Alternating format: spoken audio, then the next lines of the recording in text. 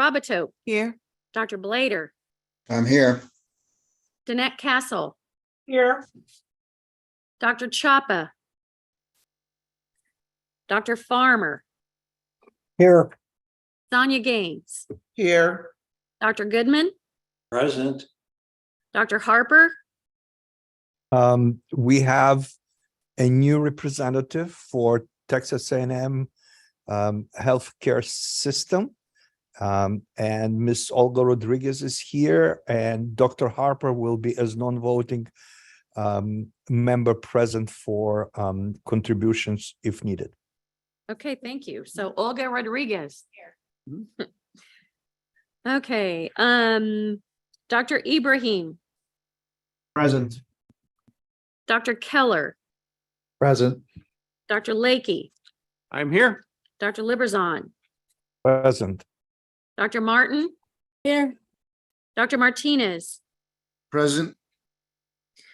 Nathan Maxwell is joining us today also for the first time as the Region 16 Educational Service Center representative. And so Nathan, welcome. Elizabeth Mayer.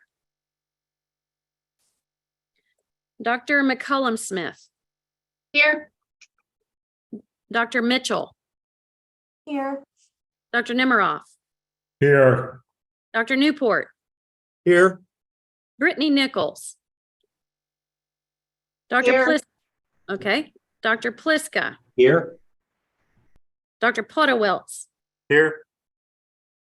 Scott Schlacklin. John Scott.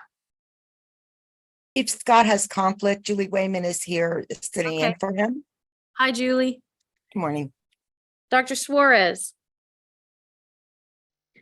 Dr. Teminga. Dr. Thompson. Dr. Vo. Here. Dr. Wagner. Dr. Wakefield. Here. Dr. Wesley. Present. And Dr. Williams. Here.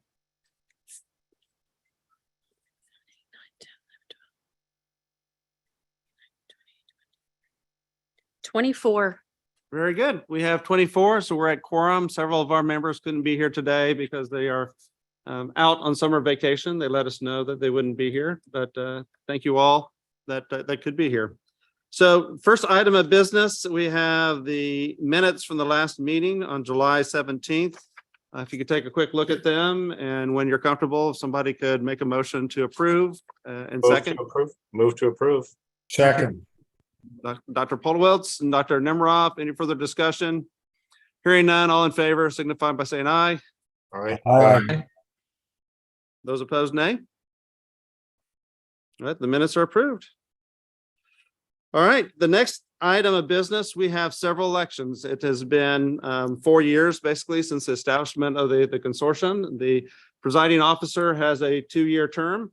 And so we're going to again have the election for the presiding officer, and then we have several other elections that we need to go through. And for the presiding officer election, I will hand off to Luann Southern. Okay, we had one nominee for the presiding officer, and that is Dr. David Lakey. And so I am going to go through and just ask each of you individually, yay or nay. And so if you will let me know, we will start with Danette Castle, Yes. Sonia Gaines, Yes. Andy Keller, Yes. Octavio Martinez, Yes. Elizabeth Mayer, Scott Schlacklin, John Scott, Danielle. Yes. Okay, Danielle Wesley, Yes. Dr. Bobato, Yes. Dr. Blader, Yes, with pleasure. Dr. Chapa, Dr. Farmer, Yes. Dr. Goodman, Yes. Dr. Harper, Dr. Ibrahim, Yes. Dr. Liberzon, Yes. Dr. Martin, Yes. Dr. McCullum Smith, Yes. Dr. Mitchell, Yes. Dr. Nemiroff. Woo-hoo. Is that a yes? That's a yes. Dr. Newport, Yes. Brittany Nichols, Yes. Dr. Pliska, Yes. Dr. Podewiltz, Yes. Dr. Suarez, Dr. Tuminga, Dr. Thompson, Dr. Vo, Yes. Dr. Wagner, Dr. Wakefield, Yes. Dr. Williams. Yes. Okay.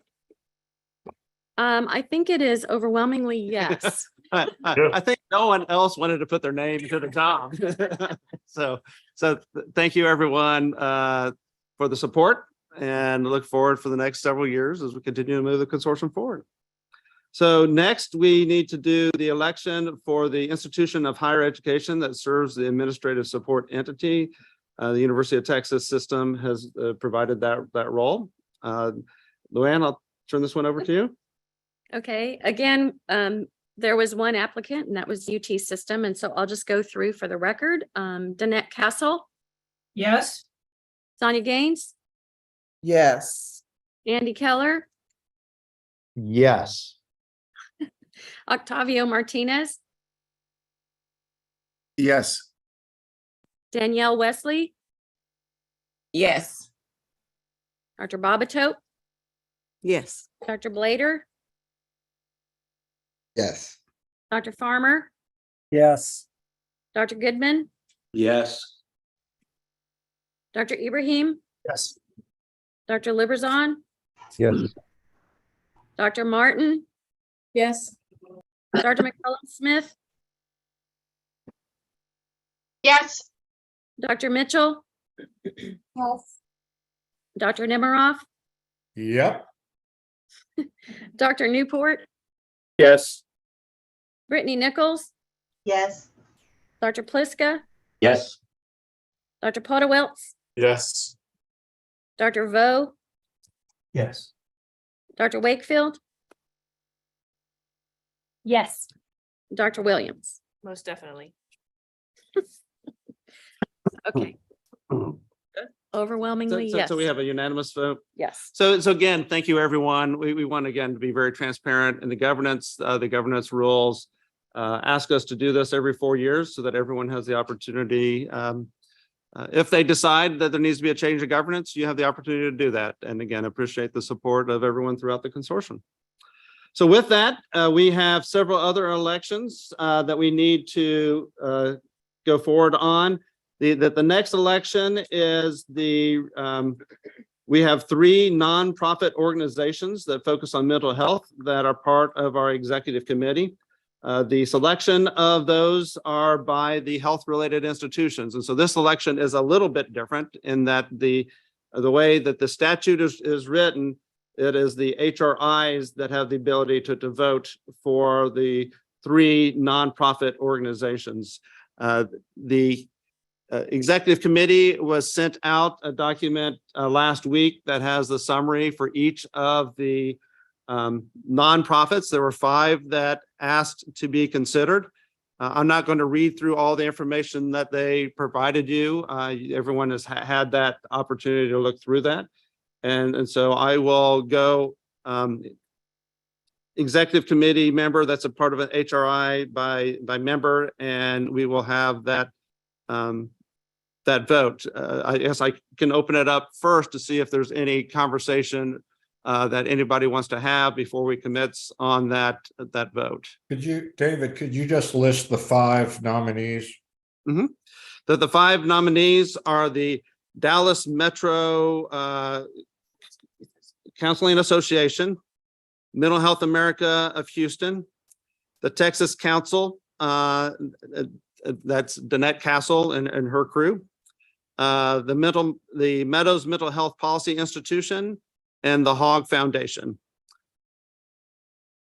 Thank you. I'm sorry, also, David, to be clear, we only 3 out of the 5 are eligible? We can only select 3 to be part of the executive committee. Now, The executive committee as a whole has the ability to decide that an entity is essential to our work and vote separately to put them on to the executive committee. But the vote that we're having right now is to select 3 of those 5 that through this vote get put on the executive committee. Wayne, does that make sense? Yeah, and which 3 are already on our executive committee? The 3 that are currently on the executive committee are the Texas Council, Meadows Mental Health Policy Institute, and the Hogg Foundation. Thank you. Any further discussion? Dr. Lecky, you're gonna go at them one by one, or how the vote is gonna happen? I'm going to go person by person that has the ability to vote for this, and you will tell me the 3 that you're going to vote for. Okay, so we give you 3 entities. Each You'll, time, you'll, each time you call us, give us all 3. I am going to name one of the executive committee members, and you will tell me the 3 that you want to vote for. That seemed to be the simplest way to do this. Great. And again, I know it's a little bit awkward, but following the government's document, after a lot of conversations, we thought that this was the best way that we could do it and be compliance with the way that the governance document statute is written. Just one more clarification. Did you say Dallas Metro Council? Yes. And sorry, this is Cheryl. I can turn on my video. Was eating my cereal. I have no idea who any of these places are, except sort of 1 or 2. But is there a listing of them? Because I like when you say them out loud, it didn't. I don't register them. Or is it somewhere in the minutes or someplace I should be able to find it? Luann Southern sent an email out to all the executive committee members last week that has the names of the individuals and the information that they provided to us. I'll give you a minute to pull that up. Dr. Ibrahim, Cedric Wood from the Dallas Metro Counseling Association was the person that from Dallas Metro that put their name in for I saw Luann. That's why I was asking to clarify the organization. Yep. Mm-hmm. Yeah, and so again, the people that applied: Cedric Wood from the Dallas Metro Counseling Association, Jamie Freeney from the Mental Health America of Greater Houston, Lee Johnson from the Texas Council of Community Centers, and Andy Keller from the Meadows Mental Health Policy Institute. And the reason that Lee, Octavio Martinez from the Hogg Foundation. And I was going to say Lee Johnson, Danette Castle, I see your hand is raised. Danette has served faithfully among this committee and is making Danette, I'll let you explain why. I can talk about it, but I'll let you explain. Yes, I mean, as you know, the Texas Council represents the 39 local mental health authorities in the state of Texas and has been part of this TCMHCC executive committee since its beginning, and I think served well in terms of making the interactions between the TCMHCC, the programs, the services provided, and implementation, particularly as it relates to local mental health authorities across the state. I think really an important part of ensuring that the goal and vision of this group is fulfilled. The reason that Lee Johnson is applying in my place is because he's now the CEO of the Texas Council, and we remain fully committed. We made a decision within the Texas Council to have me continue this last year as I'm serving as a senior advisor to the Texas Council, but that when this opportunity came up, then Lee Johnson would be prepared to step into that role, which he is prepared to do.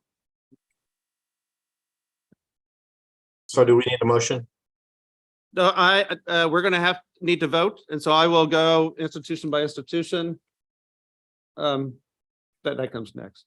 Okay, and so we're going to go person by person. Any other discussion before we start and commence voting? Okay. Hearing none. Dr. Babatope. Andy Keller, Meadows, Octavio Martinez, Hogg Foundation, and Lee Johnson, Texas Council of Community Centers. All right, very good. Dr. Blader. You're on mute. Joe, I can't hear you, Joe. Joe, maybe we lost Joe. No, I'm here. I just, okay. I have All so right. many screens up trying to find the control. Let me see, where's that list again? With no disparagement toward the new applications, I'm voting to re-elect those who have already served ably in this in these capacities. Okay. I'm voting just to be formal about it. I'm casting my vote for the Texas Council of Community Centers to be represented by Lee Johnson, the Meadows Mental Health Policy Institute to be represented by Andy Keller, and the Hogg Foundation for Mental Health to be represented by Octavio Martinez. All right, very good. Dr. Chapa, did you join us? I don't think she's here. Dr. Farmer? Yes, I'm voting for Lee Johnson with the Texas Council of Community Centers, for Andy Keller with the Meadows Foundation, and Octavio Martinez with the Hogg Foundation. Very good. Dr. Goodman? Texas Council, Meadows, and Hogg. All right, very good. Dr. Harper? So I will vote for Lee Johnson, Andy Keller, Octavio Martinez. All right. Dr. Ibrahim? Andy Keller, Lee Johnson, Octavio Martinez. All right. Dr. Liberzon? Texas Council, Meadows Institute, Hogg Foundation. All right, very good. Dr. Martin? Texas Council, Hogg Foundation, Meadows. All right, very good. Dr. McCollum Smith? Hi, so Johnson, Keller, Martinez, but I wanted to know, and I know this will be after the vote, about how we can involve the two organizations that are interested in being involved, because I think we need all the help we can get. So if I can just couch that with, I'd like to have a brief discussion about that. Okay. And Dr. Mitchell? Texas Council, Meadows, and Hogg Foundation. Okay. Dr. Nemiroff? I'm going to stick with what we've got. They've done such a wonderful job. So I'm going with the Texas Council, the Hogg Foundation, and the Meadows. Okay. Dr. Newport? Same here, Keller, Martinez, and Johnson. Very good. Brittany Nichols? Texas Council, Hogg Foundation, and Meadows. Very good. Dr. Plitzka? I'll go with Texas Council, Meadows, and Hogg. Okay, very good. Dr. Polowitz? All three, Meadows, Hogg, Texas Council. Okay. Dr. Suarez is able to join us. And Dr. Dominguez not here. Dr. Thompson? I don't think he's here either. Dr. Vo? Status quo. So go ahead and just formally name them so I can do Council, Meadows, Hogg. Okay. Dr. Wagner's not here. Dr. Wakefield? Texas Council, Hogg Foundation, and Meadows. Okay. And Dr. Williams? The Hogg Foundation, the Meadows Mental Health Policy Institute, and Texas Council. All right. Very good.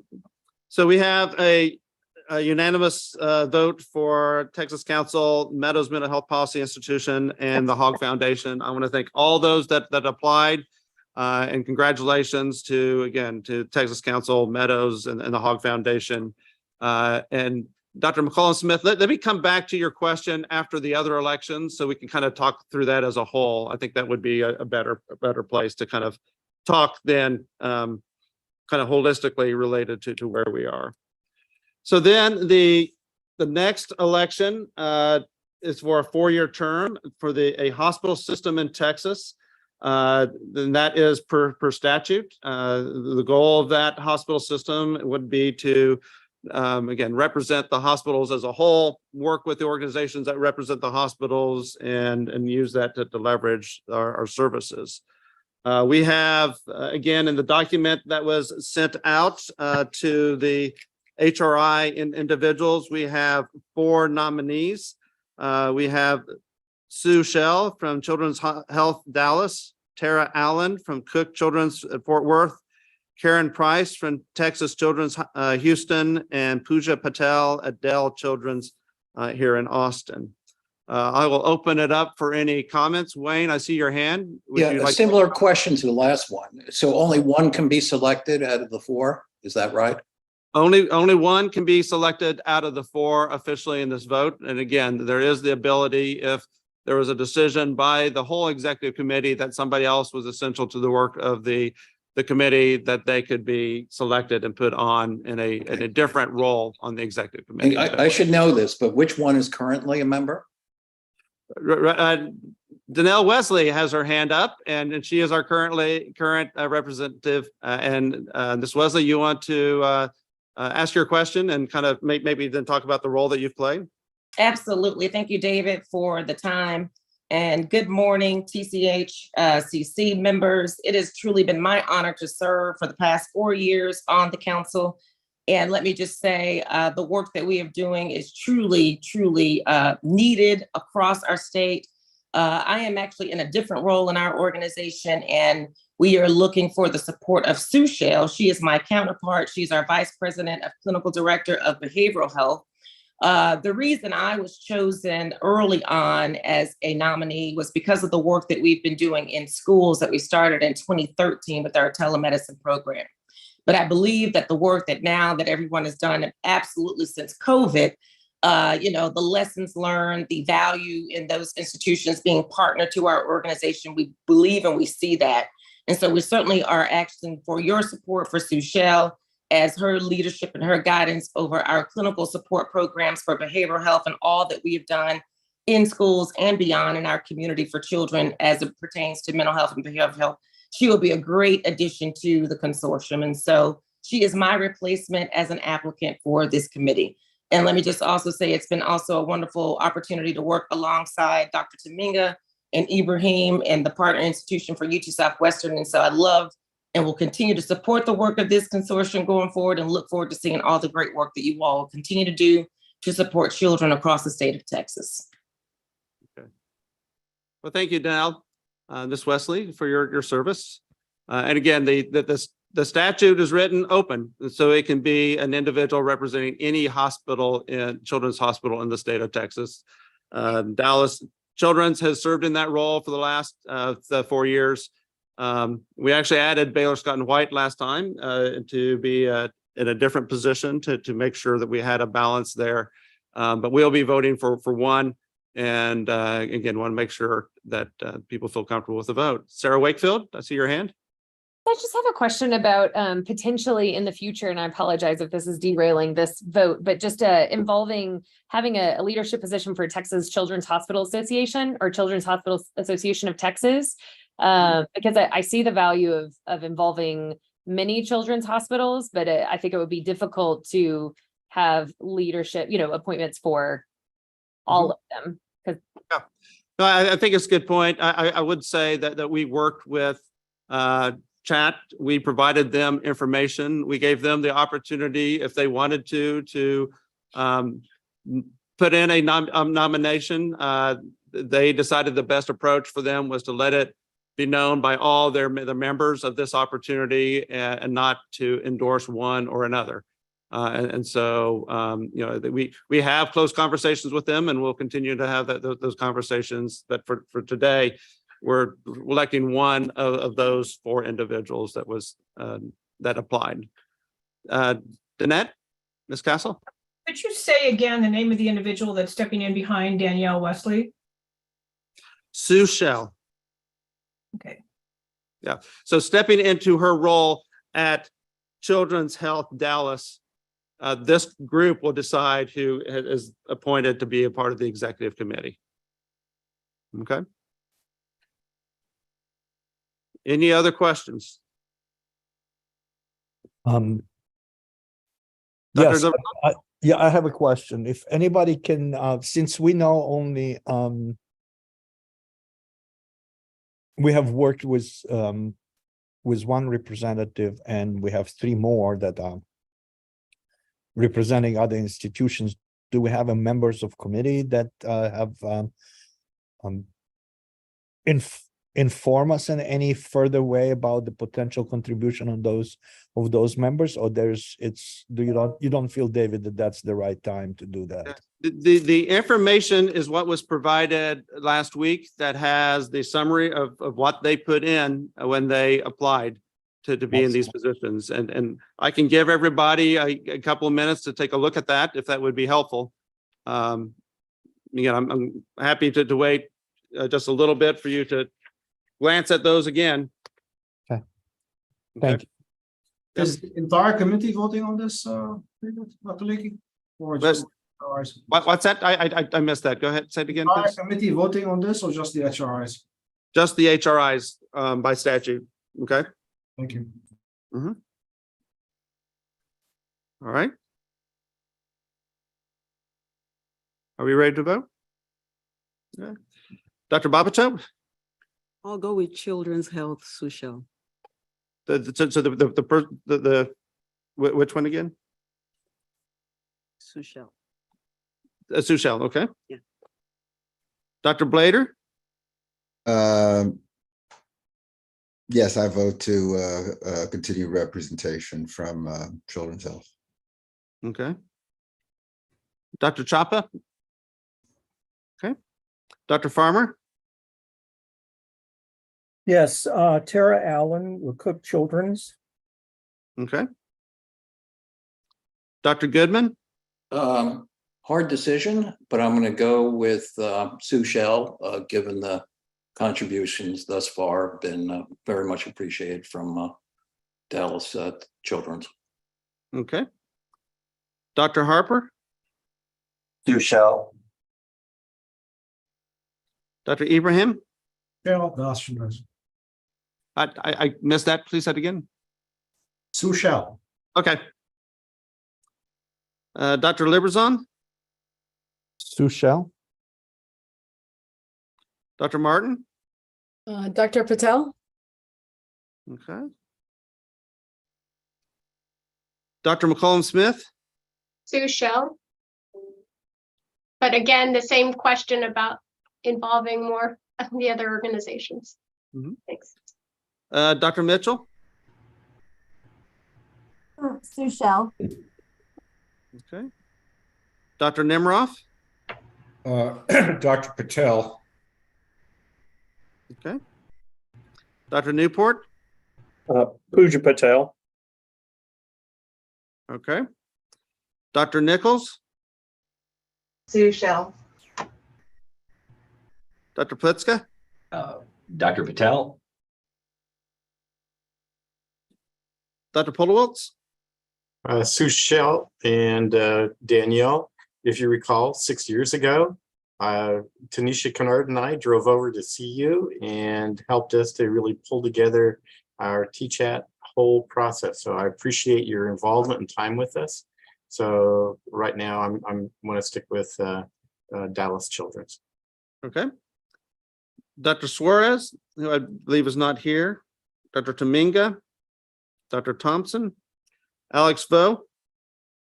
Danielle, it's been a pleasure working with you, but my vote is for Dr. Patel. Okay.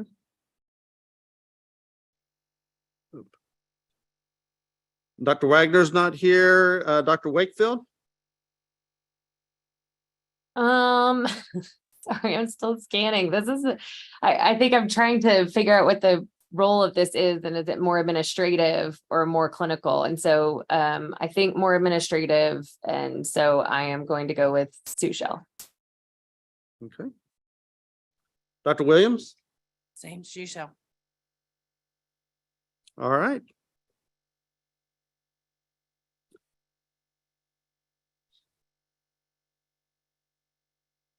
All right. Thank you, everyone who has voted. Sushel has the majority. And so Sushel will have that position as being the hospital representative on the executive committee. Right.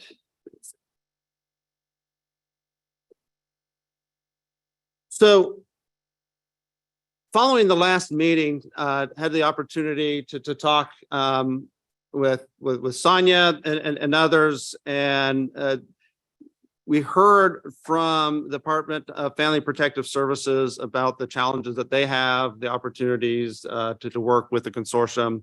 And Sonia has recommended that the DFPS have an official position on the executive committee, and has that's talking to the folks there, has a person for us to consider. And so Sonia, you want to I'll hand this over to you if you want to make a nominee or a motion here.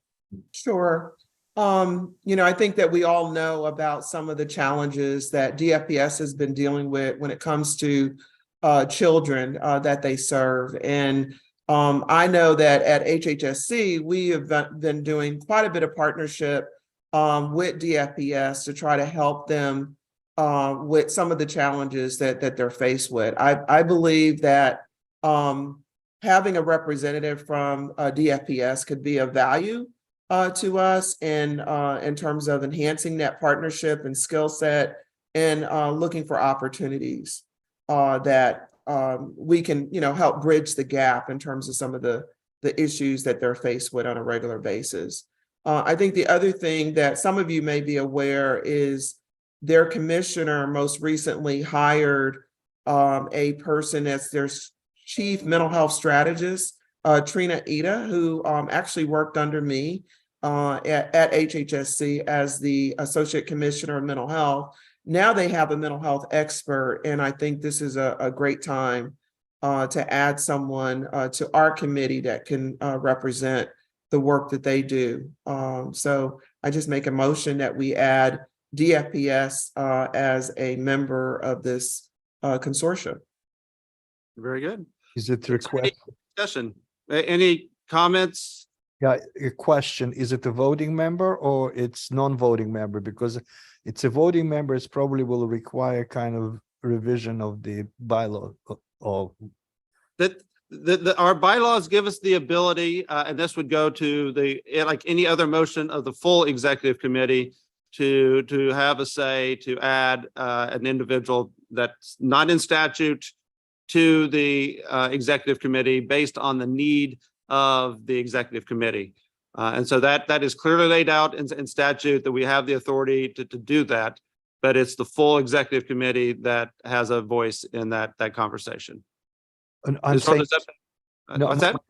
My question was, as a member, do they become a voting member or? Yes. They do become a voting member.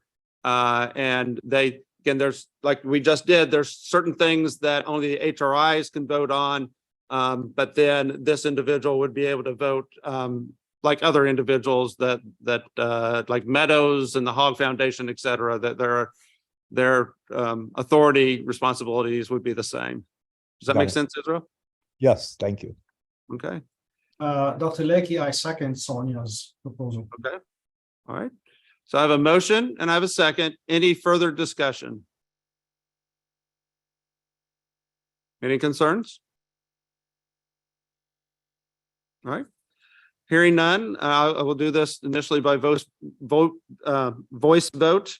All in favor of officially designating the Department of Family Protective Services to be a member of the executive committee of the Texas Child Mental Health Care Consortium, signify by saying aye. Aye. Aye. Those that oppose, nay. Anybody abstain? Okay. So we have unanimous approval then for the Department of Family Protective Services to have a seat at the executive committee of the consortium. And we have received information from the the commissioner of DFPS, that would be Trina Ida, who presented to the consortium at our last meeting. And so we will ask her to join us at our next meeting. And then the next item related to the executive committee, and then we'll be able to move forward. During the last legislative session, there was a bill that was put in place that establishes a seat at this table for a rural educational service center, and that's designated by the Texas Educational Agency. And I don't think John Scott is here. He was going to introduce our new member, but Julie, I don't know if you want to introduce him, or I can just have Mr. Maxwell, have you introduce yourself, or Dr. Maxwell? Yep. Well, let me just real quickly and then turn it over to Mr. Maxwell. Say that Commissioner of Education, Mr. Morath, has appointed Mr. Maxwell. We are excited that he has accepted, and we would love him to further introduce himself. Thank you, Nathan. Oh, thanks, Julie. Yep, Nathan Maxwell from Emerald, Texas, Region Service Center 16. So way up north, happy to be here. So hopefully add some to the committee here. Just excited. We're recently appointed the Texas Center for Student Support, which will work in conjunction with TEA to help develop mental health awareness and training across the state. So I think that would fit perfectly with this committee, and just excited to be here. So thank you. Yeah, we're really excited that you're here. And so thanks. Again, we have been working with TEA, and they've been extremely helpful to us as we've been reaching out to school districts across the state of Texas. But having your, on the ground truth knowledge about what's working in schools and what's not, and bringing that to the medical schools and the HRIs will really be helpful to us. And so excited that you're part of it. Very good. All right.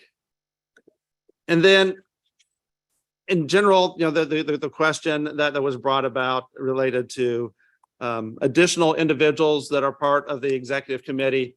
There's a couple of ways that can occur. One is that the legislature can direct us to say you need to add a certain entity. Again, that is what just happened with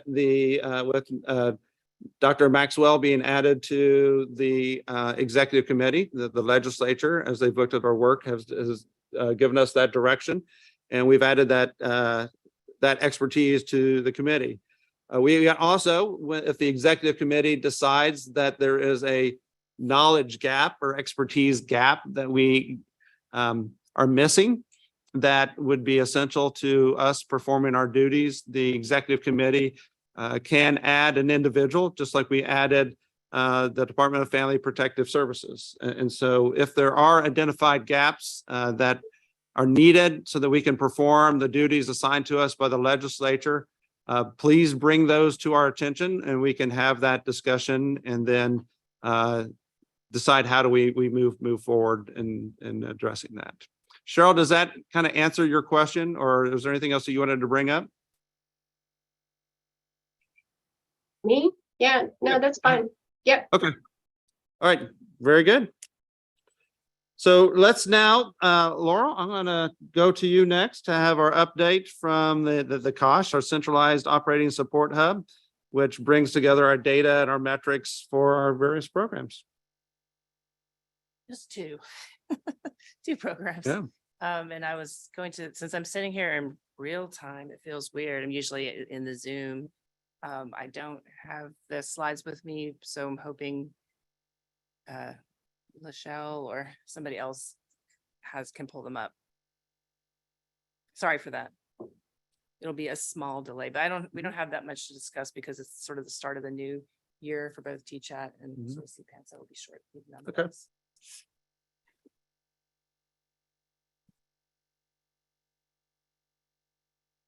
How about that weather? Yeah. Welcome to the 44th day of above 100 degrees in Austin. Look at that. She's quicker than I can even start talking about the weather. Or you're like, oh, Jen. Okay. You're like, please don't talk about the weather. Okay. So it is back to school. And so we'll go ahead and get going with the next slide. So for the next slide, We just wanted to kind of give the executive committee a sort of often we show you the dashboard, but this time we really wanted to show you sort of an annual look year on year. And so orange is the most recent year that we just finished and blue was the previous year prior to that. And as you can see, we've continued to see consistent growth in our CPAN call volume, which we're very pleased to see. One of the things that's very typical and normal in children's mental health is the sort of seasonality to when children are maybe their most distressed. So you see two kind of peaks and valleys, and that just sort of corresponds with mostly when the first grades and your first 9-week report card comes out. And then once again in the spring, right about that same time is when we often have our peak, is when young people are feeling the most stressed and distressed. So we're excited to see that growth year on year. And we are anticipating another just banner year for our CPAN program. Next slide. So over the summer, we're still doing 1,000 consults per month. Correct. Across the HRIs. Yes. So even though our dip is lower, I was kind of make a weather joke, just like the weather, it's not gone down. Yeah. Lower. Sorry, that's the last weather joke, I promise. It's about 50% more. Yes. Than what we were doing last summer. Yes. And again, we really feel like the strategies that each of the HRIs are doing within their communities will continue to see that number rise. And then the next slide. So this is sort of looking at how frequently our child psychiatrist is asked to be participating in a consult. So remember, for our CPAN consultations, the providers across Texas can get help with sort of finding a vetted resource. Our team will go and look up and call the various sources, make sure that when they give that information back to the primary care provider, that this is the most up-to-date information so that hopefully there won't be runaround and the families can get the care that will hopefully help them as quickly as possible. We also then have our team staffed by usually a therapist, LMSW, LCSW at the very first stop of the call. So they can get help with just sort of like general knowledge about a disorder, general things that they can do to help a young person that's in their office, to help a family in their office. And then finally, if they do want to speak to our child psychiatrist, then they can get help with sort of more complicated questions related to assessment, diagnosis, and treatment. And so you can see here that we're relatively steady with the number of times that our child psychiatrist is asked to be involved. Again, this is the primary care directed. So they say, yes, I think I'd like to speak to a child psychiatrist. So about 37% of the time, year on year, we are having our child psychiatrists involved in our CPAN consultations. So next slide. One of the things that we did set was getting back to those pediatricians, those family docs as quickly as possible, because we know how busy they are in their day. And we had set the bar for ourselves at 90% of the time we can call back within 5 minutes or less. As you can see here, year on year, each year we're way above that metric. Doing very well with when it comes to getting back to the provider very, very quickly. We like to say we're faster than a pizza delivery or DoorDash nowadays. So we are. And maybe you'll get this on the next slide, but this is above that 30 minutes. But if you look at the actual average time. I said I don't have the dashboard up in front of me, but yes, when you look at the dashboard, it's usually within a couple minutes we're getting to them. So we also remind PCPs that you don't have to wait for 30 minutes even. You can call in advance and say, hey, I have an opening at 2 o'clock in the afternoon. Can somebody call me at 2? So we allow for that process, as well as you know, we also allow for them to text to get the consultation started. So we're really working hard to be as accessible to them as possible, so that it can really help them in their busy day with the families that they're serving. Next slide. So again, this is an estimate. So sometimes a primary care doctor can call us and just ask for general information about a disorder, an issue, and they don't always need to talk about a specific patient. But most of the time they are asking to speak about a specific patient. So these numbers, the total call volume and patient estimated served doesn't 100% track on each other, because the primary care physician may instead elect to just talk more generally about an issue or disorder versus a specific person. But as similar to the CPAN call volume, you can see tremendous growth from year to year. And again, we fully anticipate that this is going to be yet another year where we see some pretty significant growth in the number of calls, the number of patients served. Remember, patient served does not mean that we're talking directly to a family, with the exception of the direct consultations. This is our talking to the primary care physician. One of the major reasons for an Access Network program is actually to help train and support primary care physicians to provide services in their office, so that the young person doesn't even need to wait for a referral to a provider. So this is hopefully shortening the time that the primary care can get the correct information so they can make a decision about what to do maybe in the moment to help that person and get more confidence and skill for themselves. So we're glad to see this. Next slide. And then this is just looking at how hard our teams are working month to month across the years as far as getting to have more providers. The next two slides are going to be similar because they're going to look at clinics versus providers specifically. One of the things that we did do in this last year with the pilot with the ARPA fundings for PeriPan was to go back and actually put in the type of provider. So in the future, you'll start to see information where we'll be much more specific as far as this is how many pediatricians, this is how many family physicians, this is how many OB-GYNs. So you'll see that information moving forward. But right now, this is just total number of providers across the state of Texas month to month. So we're continuing to grow. We're continuing to add providers. Texas is a very big state. There's estimates anywhere from 11 to 13,000 primary care physicians separate from OB-GYNs that practice in the state of Texas. So we've been busily going out practice to practice, meeting with them and hopefully getting them to see the importance of using a collaborative care model like CPAN in their practices and getting them enrolled. Next slide. And again, this is just again, the similar slice, but instead of looking at an individual provider, looking at clinics that are enrolled.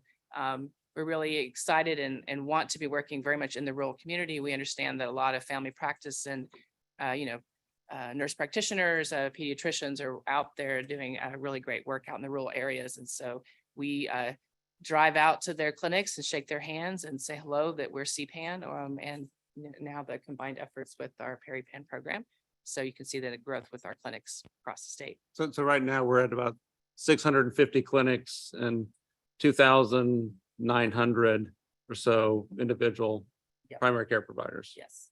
Okay. So we are working with the internal evaluation team to get very specific about the total number of enrollees as far as the total number of eligible. So as that information gets finalized, we'll present that to the executive committee. It's just not quite there, ready for review just yet.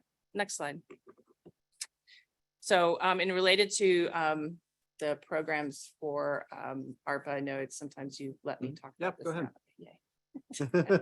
Yay, because I put it here, so that's nice. So we have to date done 245 direct consultations. For those of you in the audience who might be new, one of our offerings for CPAN that was started with the ARPA initiative, the relief funds, was to actually do a one-time consultation with parental permission. Obviously, it actually really needs to include the families as well. So it's not just their permission. We want to hear from them what's going on. If there's a concern and there's not a good sense of a direction of what to do next for the young person, that we will see them mostly through telehealth, one time for a consultation. So after we see the family, we provide some recommendations both to the family and as well as primarily to the primary care physician. Again, the goal is to try to help them get better, more comfortable with their skills of how to assess, how to treat, so that they can go forth and do the treatments that are necessary and families agree to more quickly. So we've been able to do 245 of those. And there was a lot of work that had to be done with each of the HRIs that were involved in the pilot, because it's not, you can't just turn on a clinical service.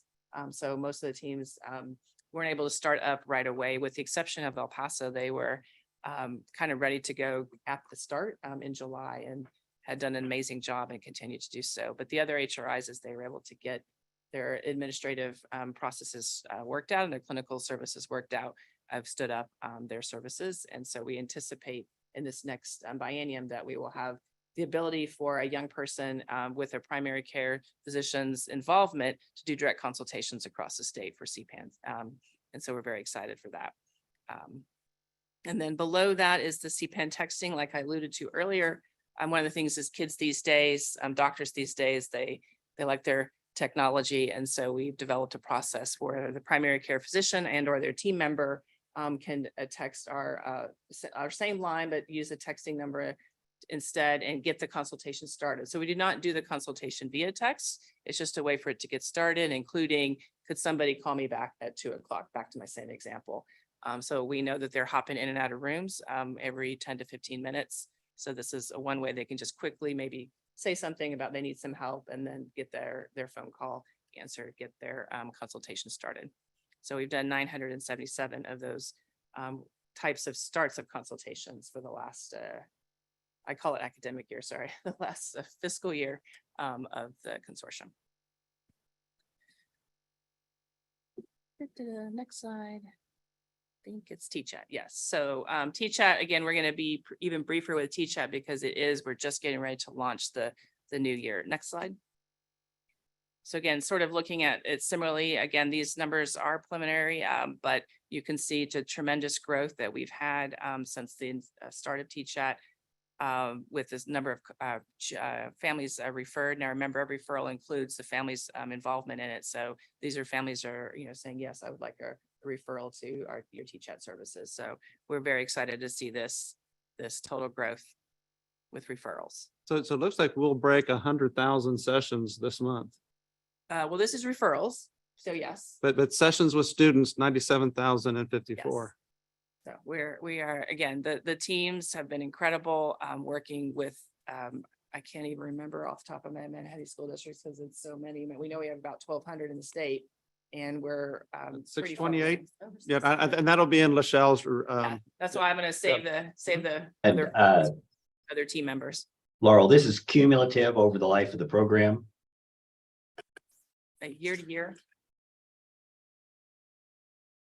In other words, what I'm saying, are we getting Oh, yes, 40,000 per month, or for each year it started at? I'm trying to get whether that's per month or that's cumulative over the year. Jen. It's Sorry. cumulative since the start of the program. Sorry. All of the students served, the referrals, and the sessions are all cumulative. Thank you, Jen. All right, make sure I didn't say the wrong thing. So literally since June of 2020, that's the numbers we're looking at. All right, Yep. Great. Thank you. Next slide. I just wanted to let you know that we are working. Oh, is there somebody? Okay. We're working on finalizing a few things that we're doing for data collection. Our medication tracking piece is in testing in Sandbox. We're working towards that to be signed off, and we anticipate that'll happen in the next few weeks. We also, as you may or may not remember, we agreed at the consortium level to include the Columbia Impairment Scale at the in T-Chat services to sort of see the level of functioning independent of any diagnosis. And that process has started last year, but we are actually working to automate it so that it makes it more streamlined for both the families and for the team members across the state to ensure that the CIS gets done, and that we have a few other things that we're working on. So we, as you can see here, a messaging requirement. So this is when, if and when a family has decided to use our platform to see about their symptoms at a symptom level, if the young person were to indicate that they're in a crisis, that there's a message that the family receives, who is helps the young person. So that's what that's about. We've also had an additional anxiety measure that was added. The testing is in Sandbox, and based on feedback from schools in particular, they wanted to be able to have the option of not using their texting for that multi-factor authentication, but also have email. So that process is also getting itself scoped out and hopefully done soon. So that's what I have for T-Chat today. All right. Any questions, comments?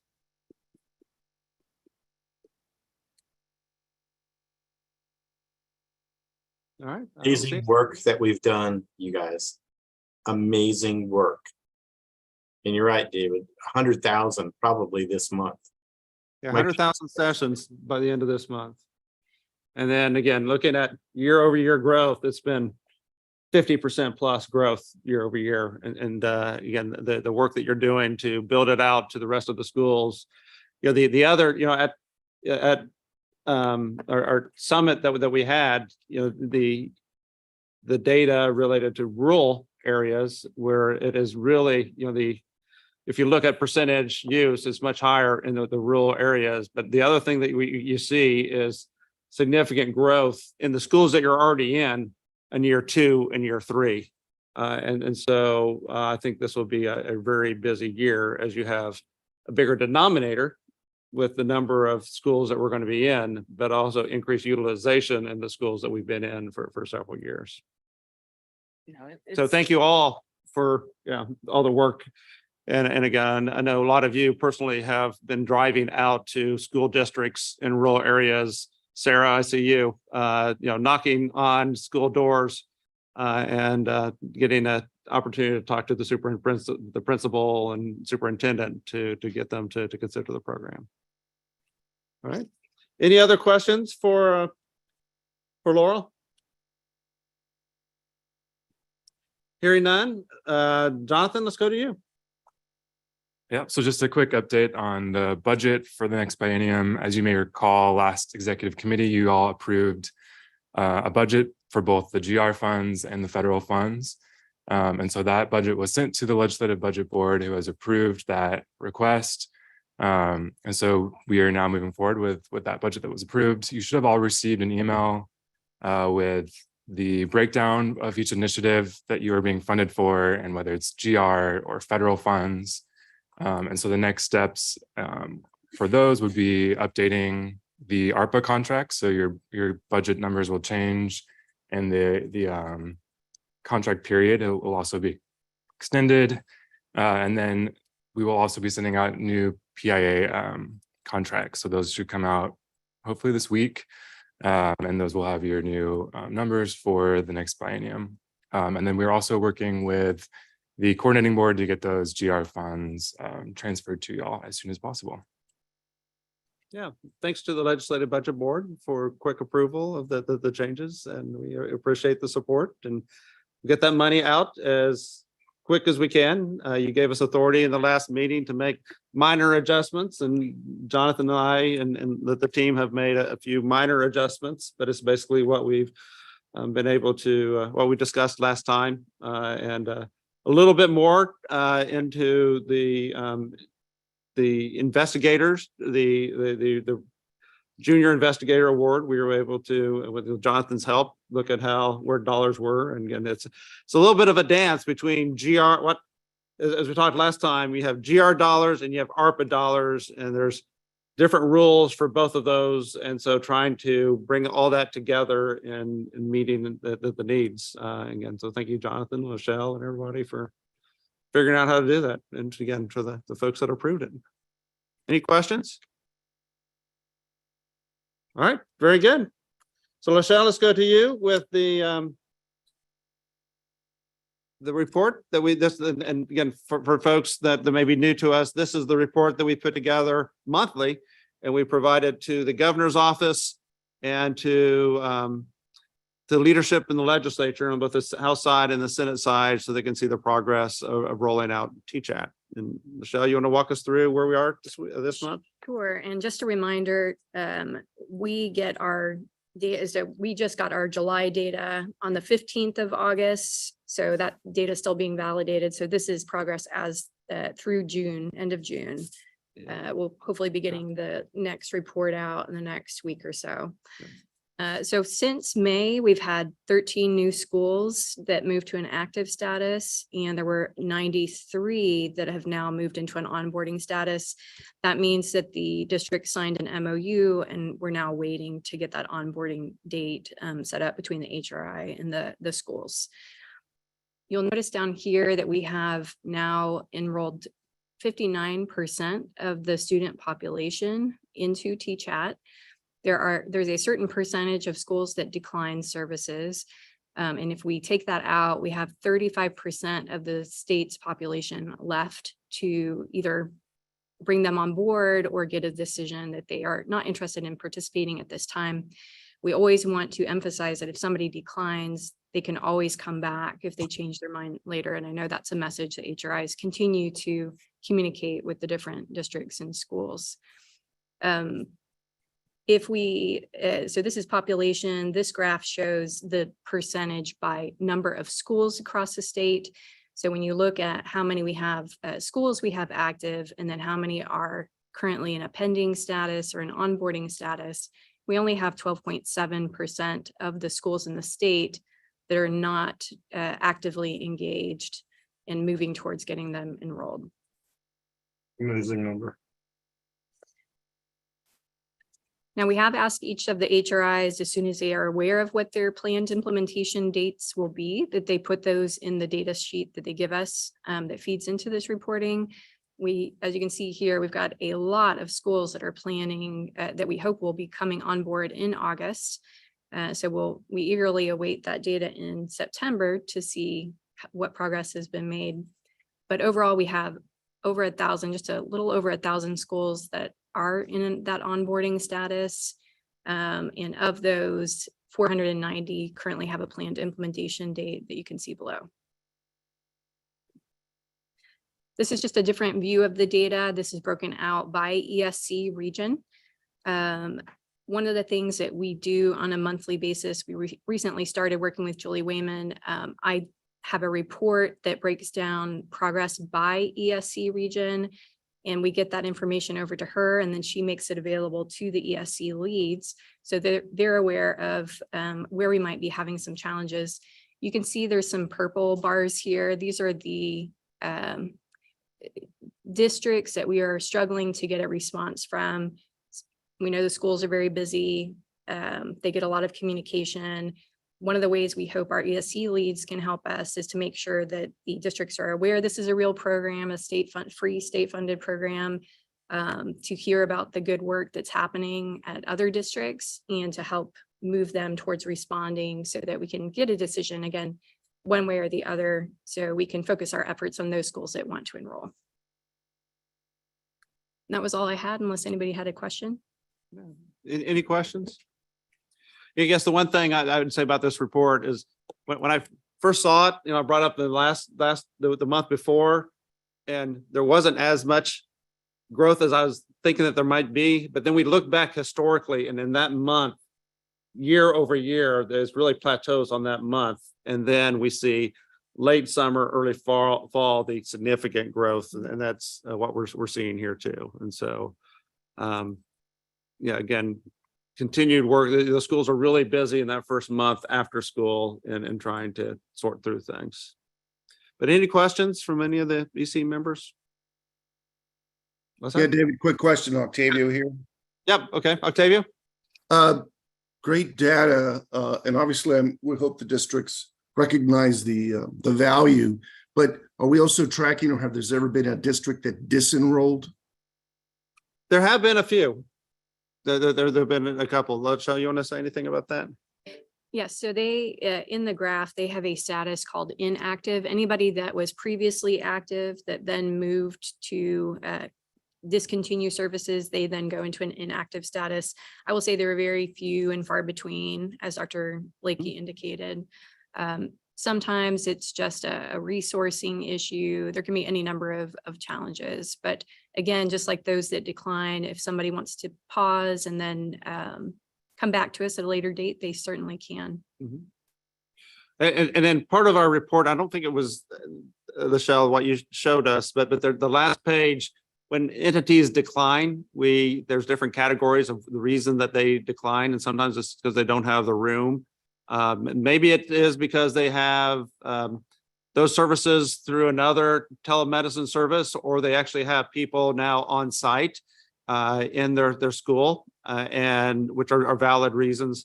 And again, our goal is just to try to make sure that they have mental health services in the school, and if they decide to have it on their own through other contracts, that's their decision. But there's a variety of categories there of why they may say that they have decided to do not use these services. Octavia, does that make sense? Yeah, yes, it does. And I think it's valuable to capture that, especially if there's any feedback of how to improve what we're providing. So, but yeah, that's really valuable. Okay. All right. Any other comments? All right, hearing none, let's, we're doing good on time. Let's move forward to the update on communications. And we have a new member of our team, Lainey McCorkle. It is great to have you here. And I'll let you introduce yourself to the group, but it is great now to again have a communications expert as part of our team here at UT System. Absolutely. Thank you. Good morning, everybody. I'm Lainey McCorkle, your new communications manager. Very excited to be here. I come to you originally from New York, but most recently San Diego.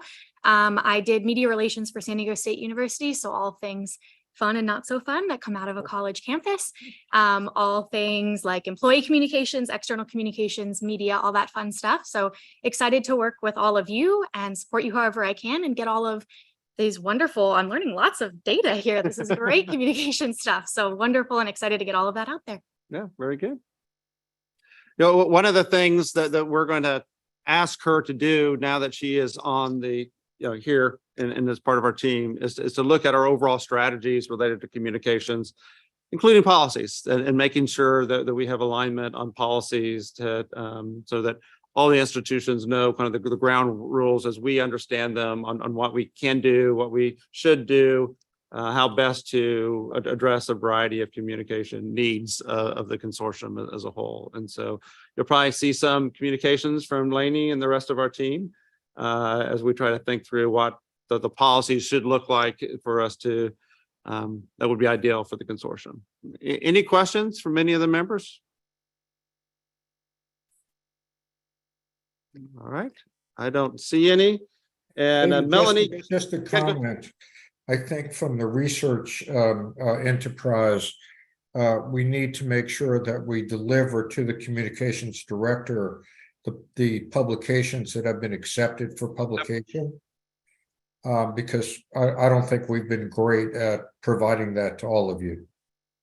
yeah, I think that would be great. And it's nice to see now the research initiatives move to that next stage of having publications that are coming out that tell the story of the research that's taking place through the depression and on the trauma registries that are taking place. And so we'll make sure, Charlie and Dr. Trivedi, I saw you earlier. Let's make sure that there's good open lines of communications with Lainey and see how we can help tell that story of the work that's being done.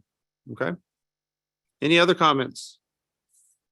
Well, I would just like to say, Julie, here at TEA, that we are excited about the communications work. And I look forward to meeting Lainey. I know Chief Scott will want to do some work on how we can help publicize the good efforts and the results that we're getting here. I think that might help us with some of the efforts that we're trying to make in each of the region service centers as we work with school districts. So I'm real excited to hear this, and we want to definitely tap in and network. Thank you. Very good. Thanks, Julie. All right.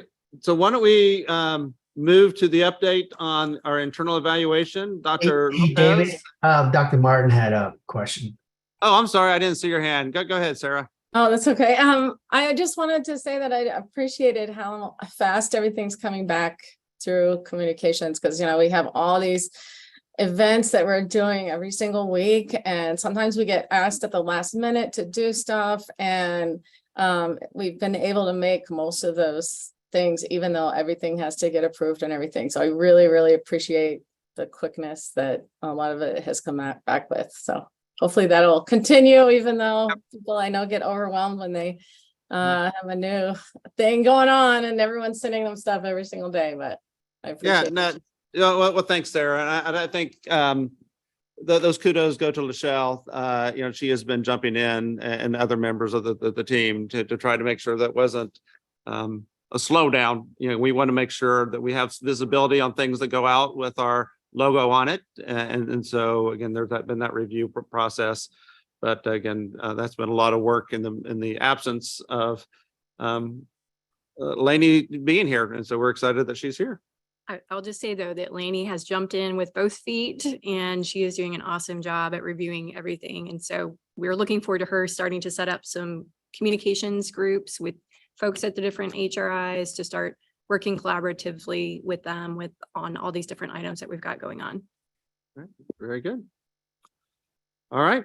Any other comments? All right. Seeing none. Dr. Lopez? David, I have a quick one for Charlie and Magooter. Do you have a website or a place, a repository where the papers are listed in one spot, or an easy way to search for them if you want to collect them and read them?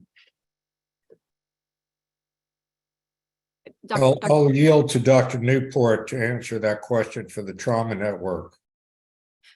I will also say that we have a SharePoint list where all publications are supposed to go. I know one of the networks have been adding quite a few documents, so we probably just need to circle back with the other one, make sure they're aware that that's where they can go, and then we all have That'd be access. great. Yeah, just, I think you could, you could wait till they're in press or whatever, they're final, but it'd be good if there's just some place we can always go and see what the latest is. That way we can all keep ourselves up to date. Very good. All right, I'm going to now switch over to Dr. Lopez and David Lynch for the update on the internal evaluation. Sure. Good morning, everyone. I don't have a formal presentation, just a couple of quick updates on some of the things that we're working on. This is a really exciting time of the year with lots of things changing. So we are excitedly capturing some of the end of the year activities, especially as we transition between residents and fellows into a new year and wanting to really capture what has been their experience and what has been their, their trajectory for where they're moving on now.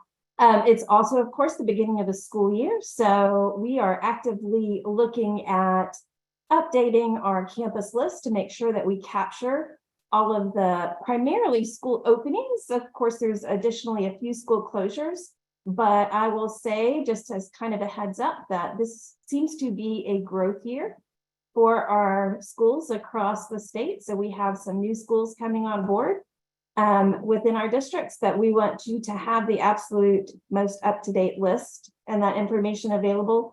And then we're looking forward to kind of being able to capture all of the great work in the end of the year summary as we wrap up our fiscal year in just a couple of weeks. So again, a lot of appreciation for all of the hard work that your teams do to help get us up to date, good quality data so that we can really illustrate all of the hard work that's going on.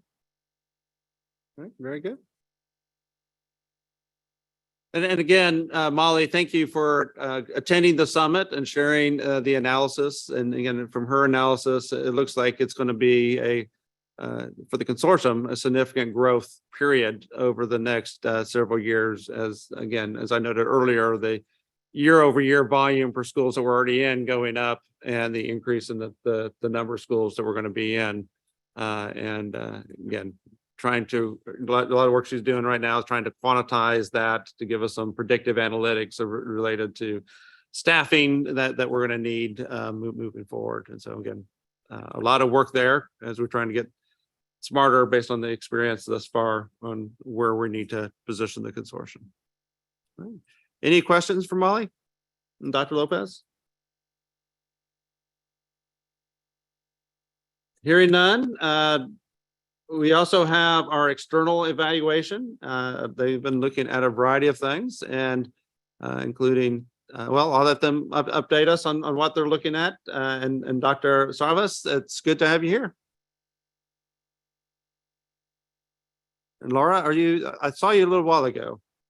Yes, we're here, and I think Melissa was going to present, but if she's having trouble, I can start it. I'm here. Sorry, I had Okay, myself sorry. on double mute here. So I can do the update today for the external evaluation.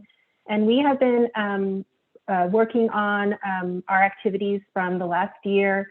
We have been doing a TChat survey, which I'll talk about today, a CPAN survey. We've also been doing work with the CPWE fellows. Today, we wanted to just present some preliminary data from our TChat survey. So next slide, please. So the purpose of this survey is to provide a survey to school staff who are involved in the implementation of TChat to really understand factors influencing their implementation and really their experiences using TChat. So this is really a user experience survey. We purposely sample campuses that have active MOUs so that we can really get a sense from the people who are actually on the ground using TChat. We identified a diverse sample of campuses across the HRIs so that we could try to get a good representation of campuses across the HRIs. And so we sample based on rural, urban, charter classification, economic disadvantage, which is the percent of students eligible for free or reduced price meals, and then also district size. And based on our survey flow chart here, we were able to survey approximately about 224 respondents. Our goal was 200, so we were pleased to see that we surpassed that goal. So this survey was conducted in mid-May to mid-June of the past school year, so it really does represent the experiences of the past school year. So next slide. So what we wanted to do was just present a little bit of preliminary data. This is still preliminary, we're working on it, but we just wanted to give you kind of a snapshot of some of the things that we're looking at with the data. One of the things that we wanted to look at is to look at economic disadvantage and the percentage of parents consenting to TCHAT services. We get a lot of data from TRAIT and elsewhere about use of TCHAT, but not as much on sort of the consent process and how the parental consent process works for TCHAT. And so we're really interested in trying to understand, where are people, not consenting, and, sort of what are the barriers to parental consent. And one of the things we looked at was a comparison of consent process, a comparison of parent consent by campuses that have less than 70% free and reduced lunch versus greater than 70% free and reduced lunch. So on the left-hand side, we have campuses that are less economically disadvantaged, and on the right-hand side, we have campuses that are more economically disadvantaged. And what we see here is that in the campuses that have less economic disadvantage, we have school staff who perceive that more parents, a greater percentage of parents are consenting. What we see on the left-hand side are that fewer parents are consenting to TCHAT services in those campuses that are maybe a little bit less economically disadvantaged. So we're just trying to really understand sort of the characteristics. And again, this is school counselors' perception of parent consent, and so we're really trying to get data more on really estimates on parent consent. So next slide. We also asked school counselors about their participation in different activities, and this was based on our process maps that we conducted at the very beginning, where we tried to outline all of the different steps that people go through when they are going through TCHAT. And so this is really just a snapshot of some of the activities related to awareness and service delivery. We also ask about training and referral processes as well. But across the board, you can see that about 74% of staff who responded to our survey reported that the school obtained buy-in from counselors and school leadership prior to enrolling in TCHAT. About 84% reported receiving material about TCHAT and how to refer students. And then we also ask about their perception of different service delivery activities. So 79%, in 79% of the cases, the counselor or campus liaison follows up with the HRI or family after the referral is made to make sure the student is connected to TCHAT.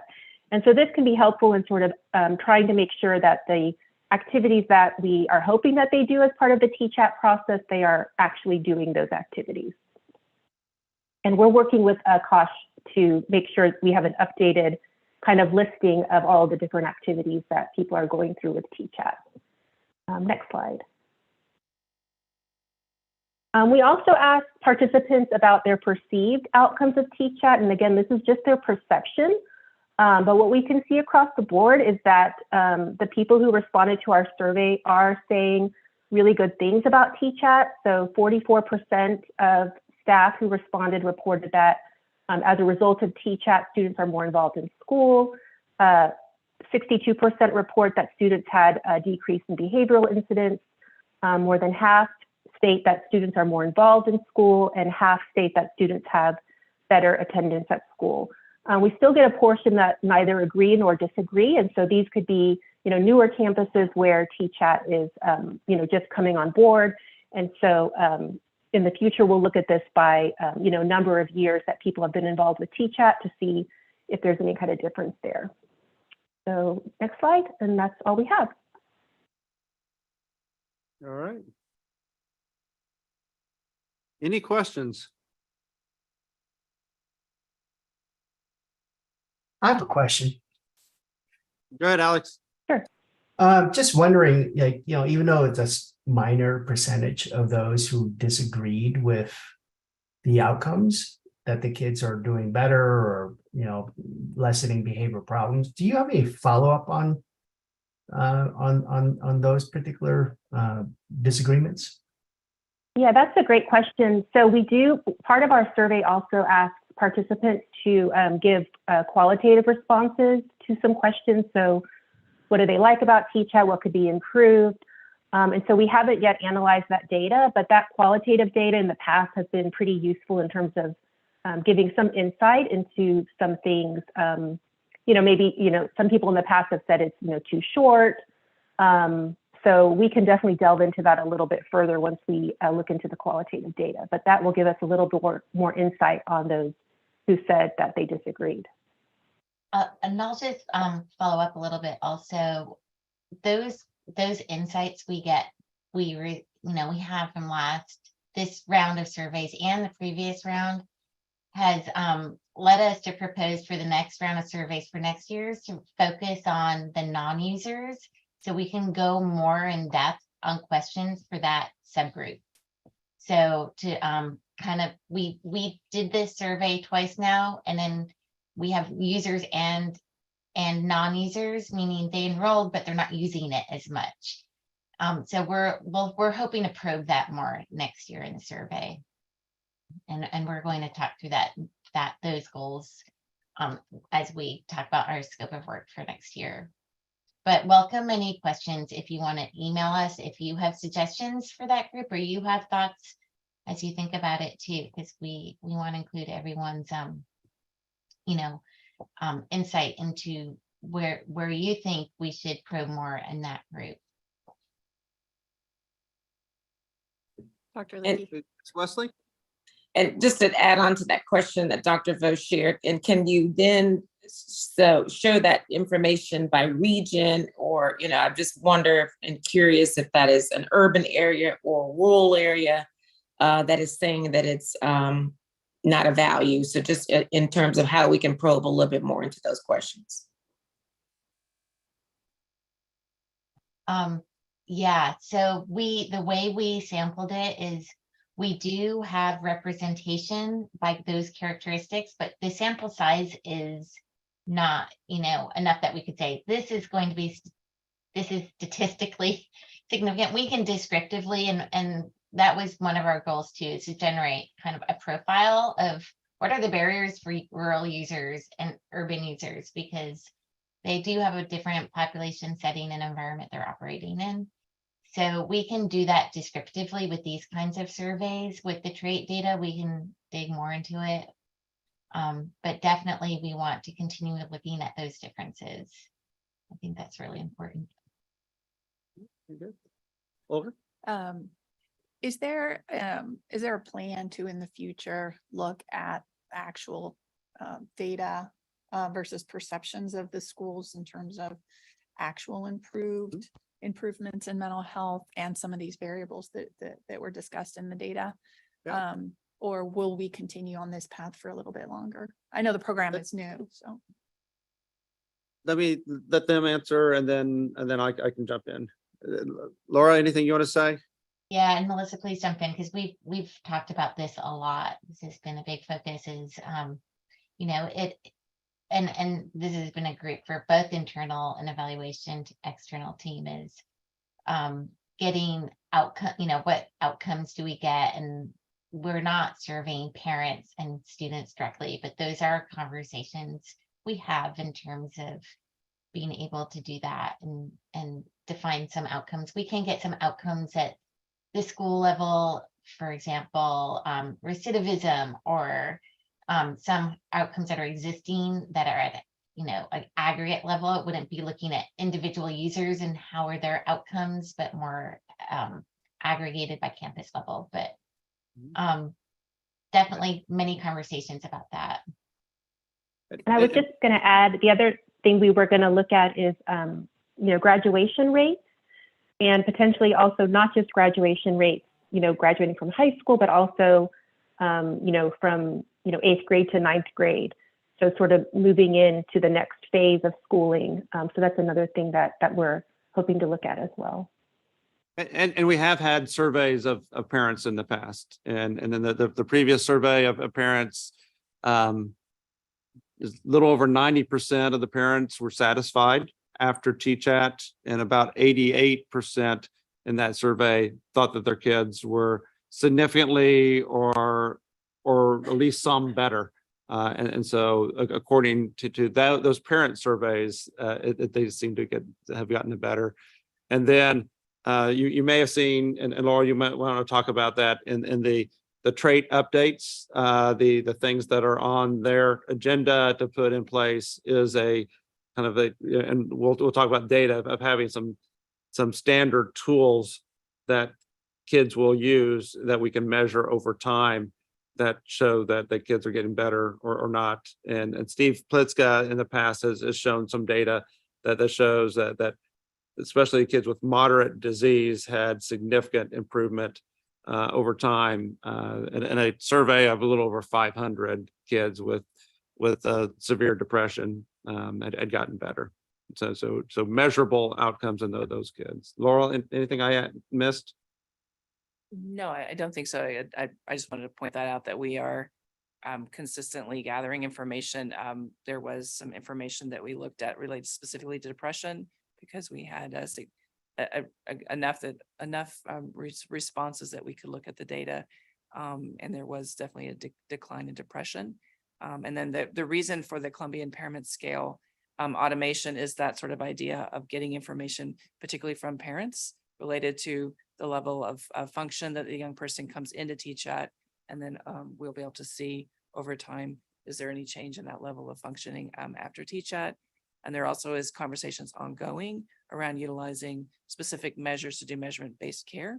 And as we sort of move in that arena, we will have even more specificity related to that, as obviously always aggregate, but you could start to walk it back to some of these other larger scale processes that the external and internal evaluation team are looking at. Okay. Dr. Martin, and then Dr. Wakefield.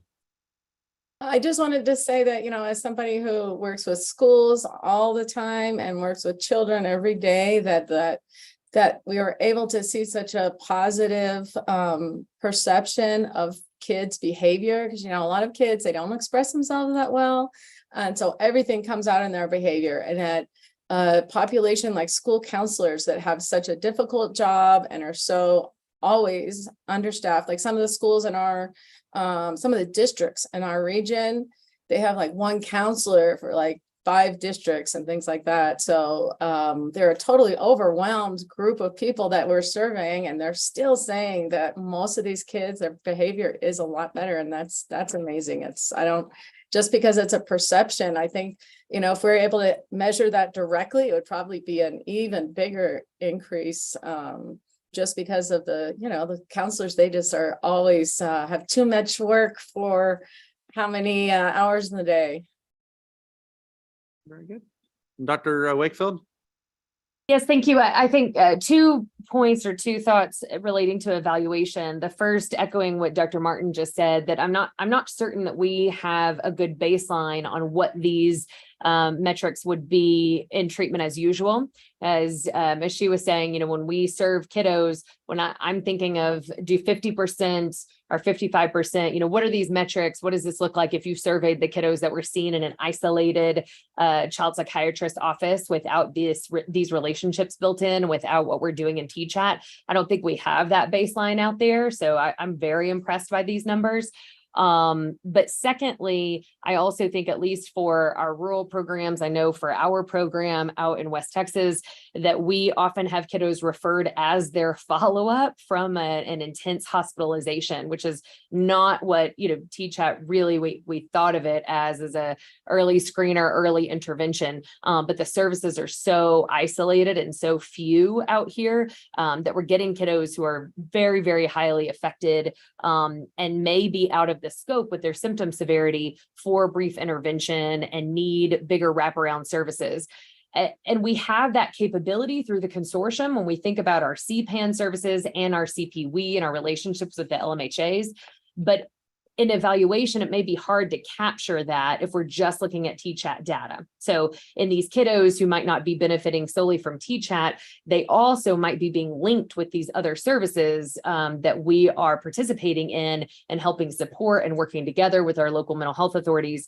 And just wondering if we are looking at in that category that Dr. Vo was responding to, are we as an evaluation team saying, are these kids being linked to additional services? Or are we just looking at TCHAT there? Because I think many of the kids are going to require additional services beyond what TCHAT provides, and that the consortium is continuing to meet that need as well with our other partners. But I'm not sure we're evaluating and capturing that in this data.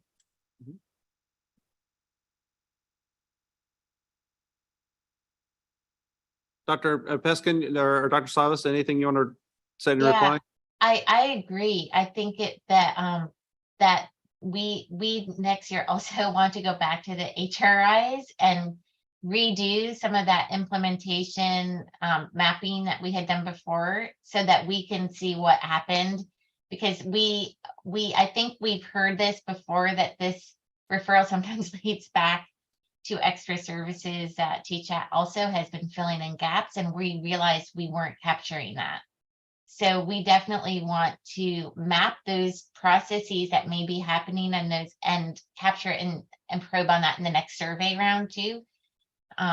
Because I think that that's really important, the kind of comprehensive services being delivered that were unexpectedly put back on TCHAT. That is closing a loop in rural areas, as you said specifically, which is filling a huge need.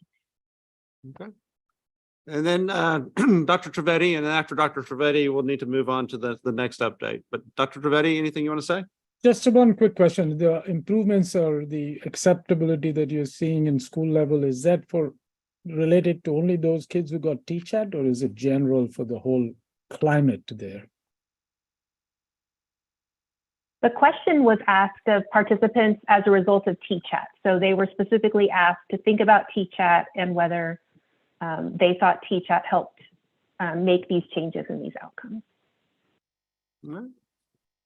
Very good. Well, again, Dr. Savas and Dr. Peskin, I appreciate your help, and look forward. David, just very quickly, we'll have the discussion from the data committee will be relevant to this issue. So we'll have more. Right. Very good. Well, why don't we go to our updates on research, and Dr. Nemiroff, I'll go to you first, and then to Dr. Trivedi. Yeah, be very brief. I'm not going to show you any data. The trauma network has continued to thrive. We've approached 2,000 baseline evaluations, and the retention over the 2-year period has continued to be very strong. As many of you know, we are focusing in the next biennium on the trauma-focused cognitive behavior therapy, the major evidence-based treatment for trauma in children. And when we get to the ARPA updates, I'll provide you with where we are in training therapists at each of the nodes. We've been very successful in our publication strategy. We have about 12 publications that are either published in press or submitted for publication, and a few that are in preparation.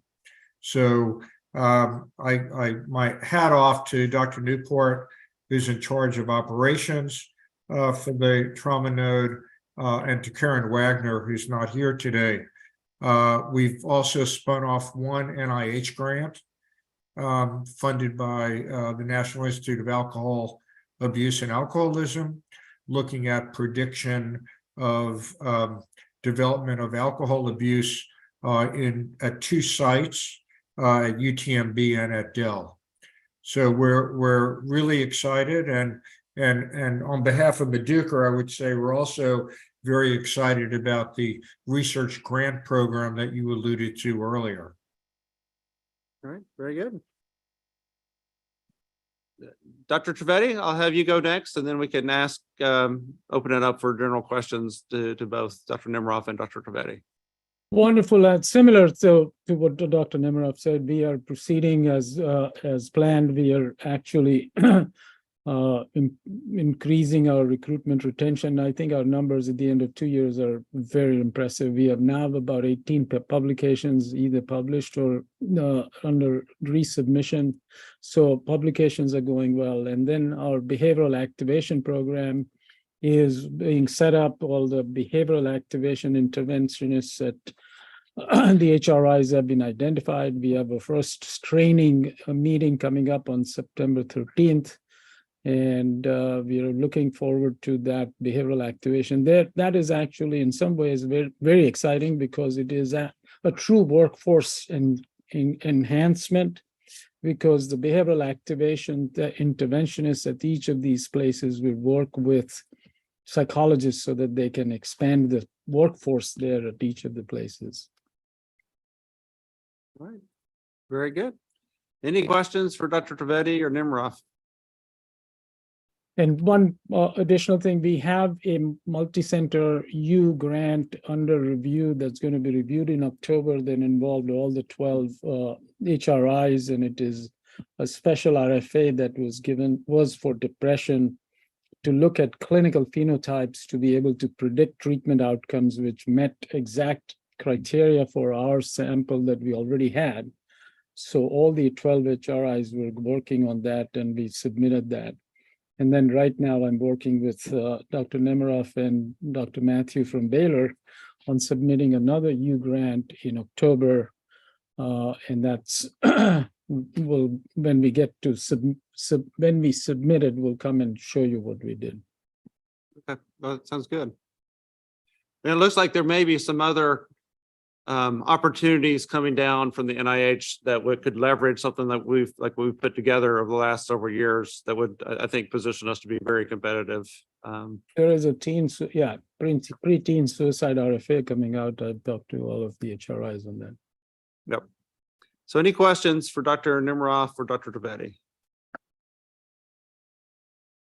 At the risk of sounding, I think, parochial for us, I have to say I have now for the last, and I bet you Dr. Nemiroff has done that, presented a lot of this data at national meetings, and I can tell you that around the country, there are no such 2 research networks currently in place, especially for kids. And so I think that is a matter of pride for us in Texas. Well, very good. Can I ask a question? Sorry, I can't find my hand. Yep, go ahead. There it is down there. So this is Cheryl again. So so we're regrouping to be more involved in research. So I'll send you guys an email, but if any of these research meetings, I would love to be involved and get some of my help. We're setting up a mentoring process for faculty in clinical research. So I would love to be a part of, there's a research committee or that these fall under, or does each research project have its own committees? Each of the networks has its own hub, which has members of various HRIs, but perhaps, Cheryl, it'd be best if you spoke with me and Meduca offline. Yep. And we could discuss the history with you and then the involvement that your node can have moving forward. Okay. We should connect exactly what like Dr. Nemiroff is saying. And first, Cheryl, welcome to Texas. I think you've finally made the right decision. So Thanks. So Cheryl has been a past colleague of ours, so I think we should connect on the side, all three of Yeah. us are together. We need your help, yes. Yeah, just think of me, or in the Absolutely. immortal words of Blondie, call me. Absolutely. Thanks. Cheryl, good to see you in Texas. Yeah, good to see you. She was also a previous colleague of mine. I've been a colleague of a lot of people. Yeah, thanks. Very good. And then on the junior investigator awards, last meeting, we approved the overall white paper document. We are having some internal meetings of how do we then take that and move it to actual implementation. One of the criteria related to the grants, it has to do with having guidance from HHSC about their priorities and needs. And so we have asked HHSC, and they're in the process of putting together what they think are key areas that need to be investigated related to the mental health system here in the state of Texas. And again, that'll be used as guidance for the junior investigators. People should be getting an email, I'd say later this month or early next month, as we ask for recommendations on who would be peers from outside the state of Texas to review those grants. And so we will be putting that together and getting that out to everybody, hopefully in the not so distant future, because we'd like to get those grants out come spring, and be able to have junior investigators that are mentored by you and your colleagues, and again, focused on the health needs of Texas. So any other questions on research? All right, hearing none. Dr. Pliska, let's move to you, and Dr. Vo on data management and the governance committee.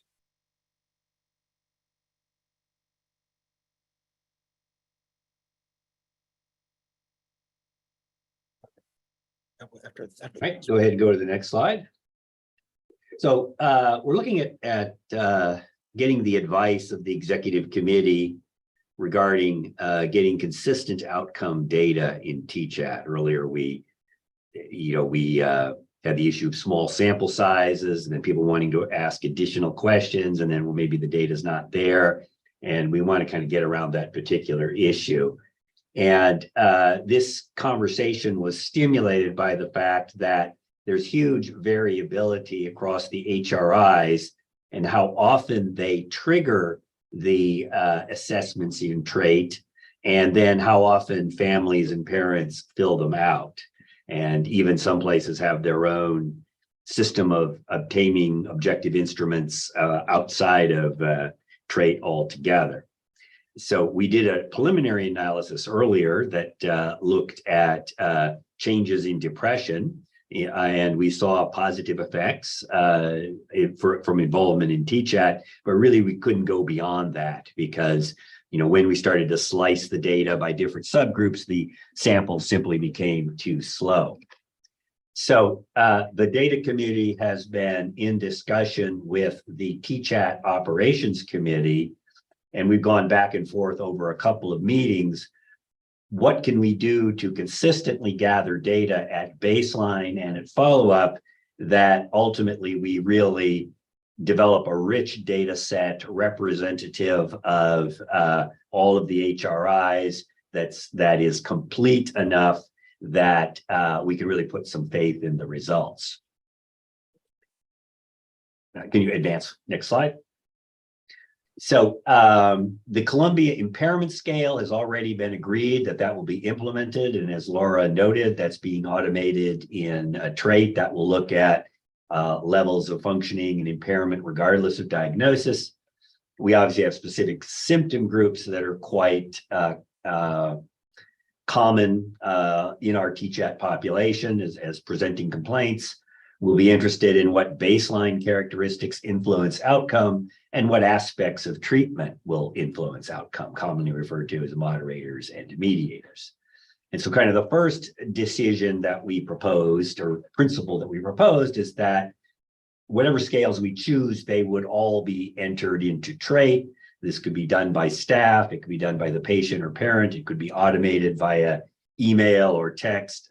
The method of doing it is not as important that we consistently do it in as many people as possible, with the other principle that we would never deny treatment because a family declined or could not fill out an instrument. But given the fact that each HRI team would be committed to gathering this activity, then we have solid data at baseline, and then we can move to look at changes in symptoms over time. Next slide. I won't go into this slide in detail. Basically, our principle was that we wanted to pick instruments that A, people were often already using, B, were simple and straightforward for families to fill out, and C, covered the major clinical areas that we were interested in. So as you can see, we chose a scale for depression, anxiety, ADHD, ODD, suicide. Next slide. And I believe there's actually lower on the slide, there's one for substance abuse as well. The principle is that these would be done at the same interval as the Columbia Impairment Scale. So if the CIS is automated, presumably we would automate some of these other scales as well. Now, only those that are above the clinical range when applicable would be done at follow-up. So that means we'd have a cutoff for each scale, whether it's to be done at follow-up. Now, we went back and forth on this. Obviously, people can develop depression later in treatment. But presumably people, if they report the symptoms, they might trigger the depression scale at that point.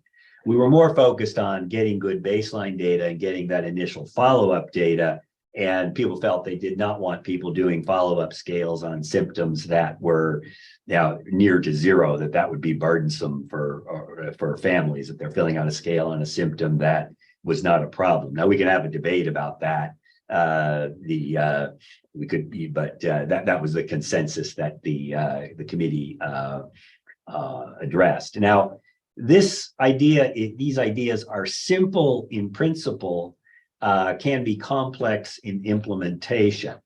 So you're really looking at, our biggest problem across the board is getting people to respond to the instruments and respond to the email. Therapists are sometimes reluctant to take up time during a session to fill out a scale. And if you've got more than one scale, if you've got multiple scales, that's an issue. So one question is what kind of infrastructure would be needed, both at the TChat level in the individual HRI, as well as some type of central structure. Would that reside in either the internal or the external evaluation team? And would they be given added resources, or do they have adequate resources currently to do that? That's a kind of a detail that probably would need to be determined later on. But I think what we want to avoid is, to say to our clinicians, oh, yes, we've decided you're all getting 7 scales. Start doing it on October 1st. That's often a very negative message to clinicians. They're feeling like, oh, this is more paperwork. Why are we doing this? So I think this needs to roll out in terms of infrastructure around it, but also engaging clinicians about the importance of it and how it can really show the state, the kinds of progress that we are making. And I think if we enlist our clinicians at that level, we'll have a much greater chance of success. And next slide. And that's it. So I think talking with David, I think what I was looking for today was a more higher level decision from the executive committee.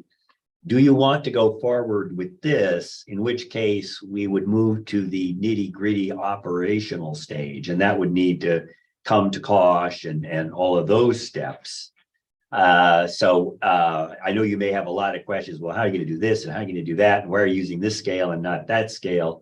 Those are not necessarily the guidance that I'm looking for today. It's more a thumbs up or thumbs down from the executive. Ideally, that if we get a solid data set, it would reside with TRAIT, with COSH, and any of the HRIs, their researchers could come to the data management committee and say, I would like to I would like to look at this and I'd like to do some analyses, and of course we'd be very, very open to that. So this would become a resource for the entire consortium, not something that's necessarily under the thumb of either COSH or the data committee. Thank you, Steve. We have a couple of raised hands. Dr. Trivedi? So Steve, wonderful, but you're highlighting one of our fundamental problems in psychiatry, right? Is in the service of clinical care, do we do any measurements?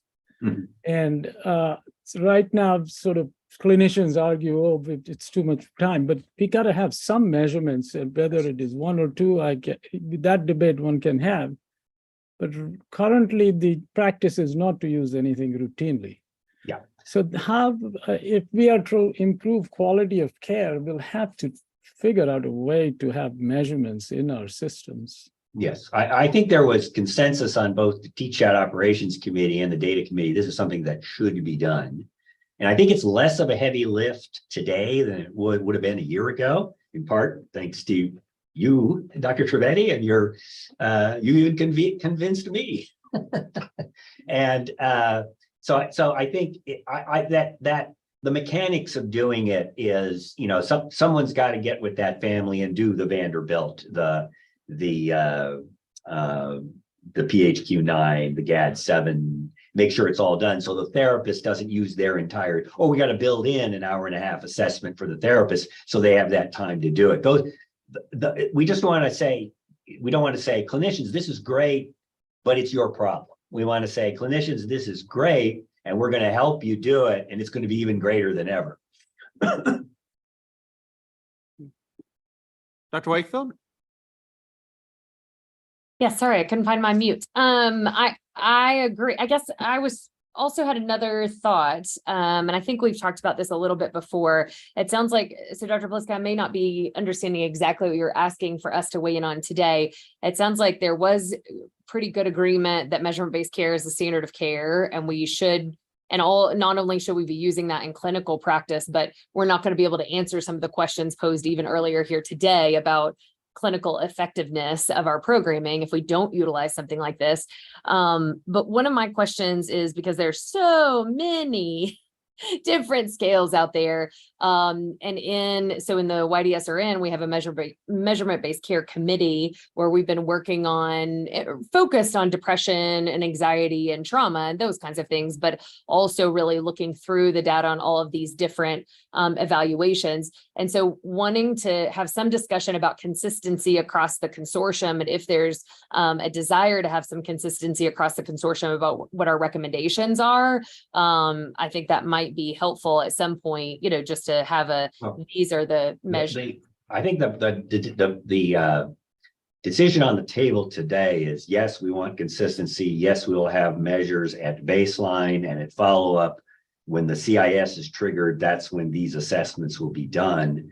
I think as we move and endorse that philosophically, as we move to operationalization, then there's room for further discussion as which scales we want to use, with the caveat that, we don't want to have a 1 hour or 1.5 hour set of instruments that clinicians or a staff member has to do that might cause families to back away.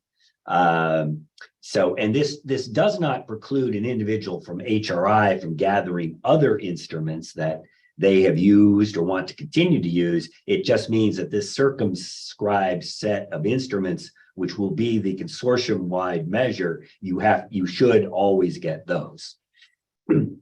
So today is really the philosophical yay or nay, and then I guess I would go back to the data committee and we start to get into, particularly with Laurel at COSH saying and giving the marching orders to Trait, this is what we're going to do. And then we'd set a date for our operation for go live, which hopefully wouldn't be too far in the distance because we've been operating for quite a few years now. And then we could say that, we have a data set that began on this date and we have 15,000 data points that we can really delve into and look at and answer some important questions. Joe? Steve, I think one important thing for the committee to attend to that is often kind of kicked down the road. We pay so much attention to, well, what measure should it be, and is it going to be self-reported? How are we going to get it, and so forth. But ultimately, what I think you would agree sustains these things is how useful the outputs are to clinicians. So I would advocate that, sure, to a first approximation, the things you've selected are, kind of standard and, and reasonable and potentially very helpful. But that sooner rather than later, you come back to the committee with a mock-up of how these data might be displayed. And one thing that gets tricky is I think it's useful to show the values across assessment occasions while also showing what treatment they're receiving, at least a psychopharm, right? Because that makes it very clear that you got this measure when if kid is depressed, they were on Prozac 20, and then you added the blah blah, and then that's much easier to digest and to be clinically actionable. So I think I would condition my enthusiasm by encouraging y'all to deal with that at the very, very front end. I believe the operational manual would be the next step, and that would also be subject to the approval of the executive committee. We do need to struggle with those issues a little bit more. Yeah, no doubt. I mean, the whole idea of clinicians feeling that they have to do this, otherwise they're going to get in trouble, and the self-report stuff wasn't done, so now we're going to spend the whole hour just doing it as an interview. Right. We go. That's it's fairly completely simple. counterproductive. It's fairly simple to hand a kid a clipboard with the PHQ-9, please fill this out. And then you're looking at it, you talk about it with them, and you enter it into Epic, and you're done. When we're doing telepsychiatry, that's obviously a little harder. And we send them an email, and they don't do the email, so they arrive at not having it done. And then you have to say, well, before we start talking, let me get this, So that's the kinds of really nitty-gritty issues that I think are hanging us up, and that's for the absolutely. But we're kind of saying this is important enough that we're going to work really hard to overcome those barriers. Fair enough. And one other brief point: what we learned from our own DISRIP enterprise along these lines was the need to have parallel versions of these things in Spanish. There are easy and hard ways to, but we'll let Trey figure that out. All right. So I'm going to go to Dr. Williams and then Dr. Wakefield. I saw your hand a little bit ago. And then I think we're going to kind of need to move this conversation forward. But Dr. Williams? So I would like to say that from the perspective of working with children and families, the goal of this, from my perspective, largely is to help families and understand is their care that they're getting helping them. So it's really back to that one family, one child. Measurement-based care is where we should be. I think there are definitely complex questions that need to be answered and talked through, and it relates to looking at population and how treatment is flowing. But fundamentally, why I am for using measurement-based care is you don't go see other types of doctors and they just ask you, well, how's your diabetes doing? And they go, oh, that's pretty good. Like, okay, well, great. I'm glad your diabetes is good. Like we do need to move forward. But I think to Dr. Pliska's point, we need to make sure that our team and our clinicians understand the value and importance of using this, because I think that once families understand that this is valuable and important, it's going to help your child. Hopefully we can make sure we're really doing better for you. That will have the families be more interested in doing this. All the measures are in English and Spanish. And we are definitely working with teams and with families and with our data management system about the best ways and the easiest ways for families to be able to put this information in. We also did pay a lot of attention to the length of time that families would need to do these measures. So we don't have them spend more of their time doing a measure than talking to a person. So we have thought about all of these ideas, and that's what we're asking the committee, is just to let us kind of keep moving forward in this plan of measurement-based care and thinking through all these important pieces of that. But certainly that is the idea for me, is that I want to actually help ensure that the care I'm providing is making the inroads that we want to make for the families and the individual person. Very good. Dr. Wakefield? Yes, thank you, Dr. Lucky. Just a couple of points.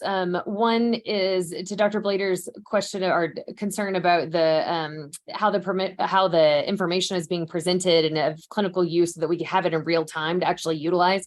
Trait already has a lot of these scales built in. You may already know that. And so we have a lot of scales that we can do. What we really need to do is come to a consensus about which ones we want standardized across all of the different HRIs.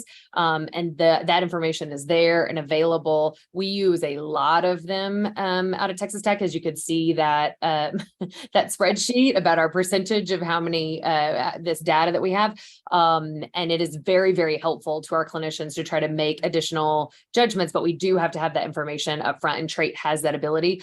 The other thing I wanted that Dr. Williams just said was about the clinician buy-in. And Dr. Trivedi talks about this all the time, that often is our barrier to implementing measurement-based care is actually the clinician buy-in. Families seem to really like this data when we talk to them about why it's guiding our clinical decision-making. But many clinicians were not trained to utilize these measures, even though we know it improves outcomes. And so I just wanted the executive committee to be aware that the measurement-based care committee is developing lots of different trainings on utilization of measurement-based care, how to implement it, what the science is behind it, how it is helpful in improving outcomes and engaging parents and families. And we have those as webinars. We have those, so we have that data available if it would, and those resources available if it would help any of your team members. And if you would like us to present on that, I'm happy to do that to the various HRI clinicians who in the implementation of measurement-based care across our programs. Very good.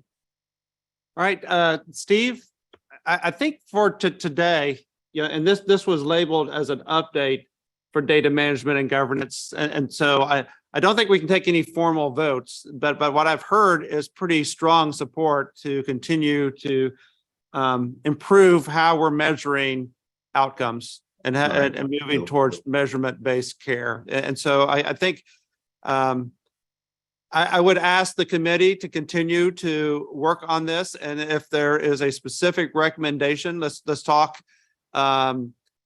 between now and the next meeting. And so, because then we'd need to draft the agenda appropriately for any kind of vote. But I think you have support to continue to refine that conversation. Did anybody disagree with kind of what I laid out there? Okay.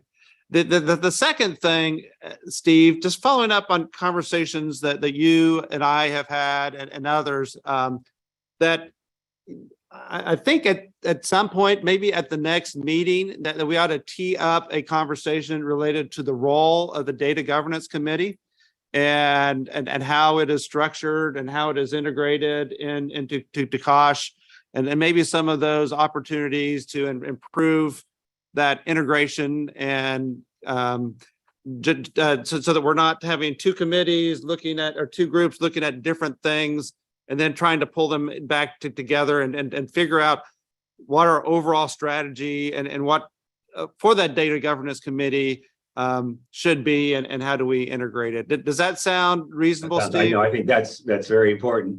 Then we include in that what kinds of expertise we need on the data management committee going forward. So I'd like to add that to that discussion as well, or that be part of that discussion. Okay, so I guess for our team, next agenda, we need to have an item for discussion related to the role of the Data Governance Committee and have a conversation, Steve, with you and folks beforehand related to how we craft that conversation for the next meeting.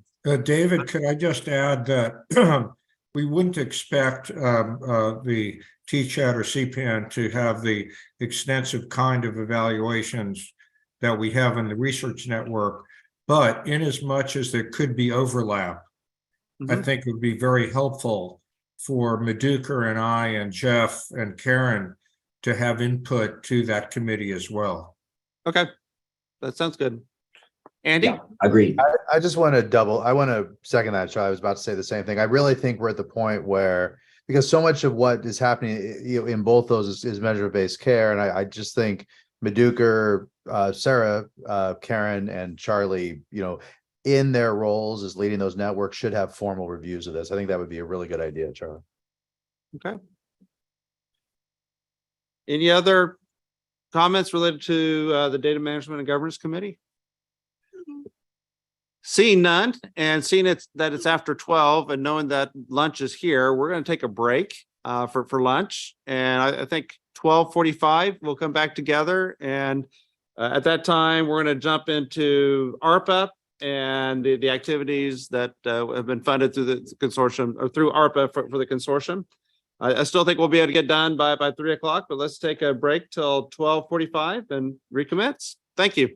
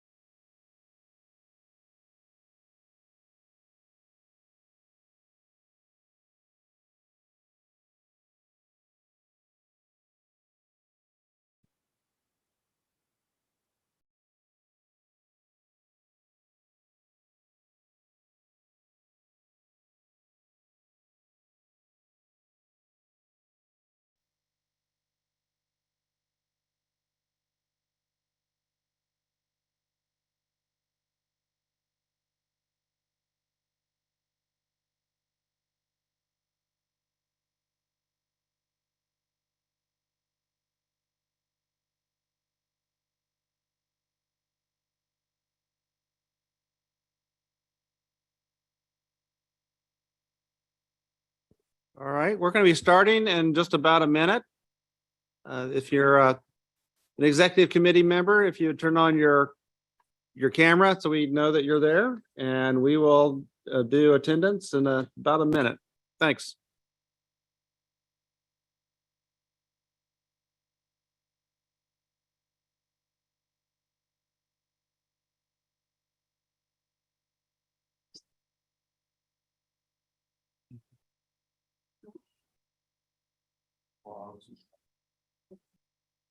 I wondered if maybe she was getting it.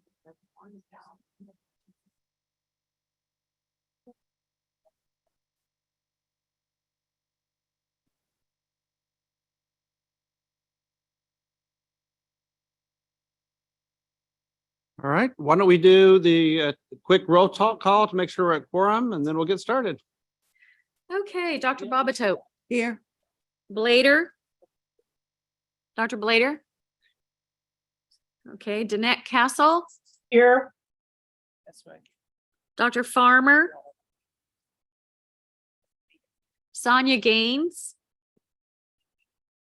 Dr. Goodman. Here. Dr. Harper. Here.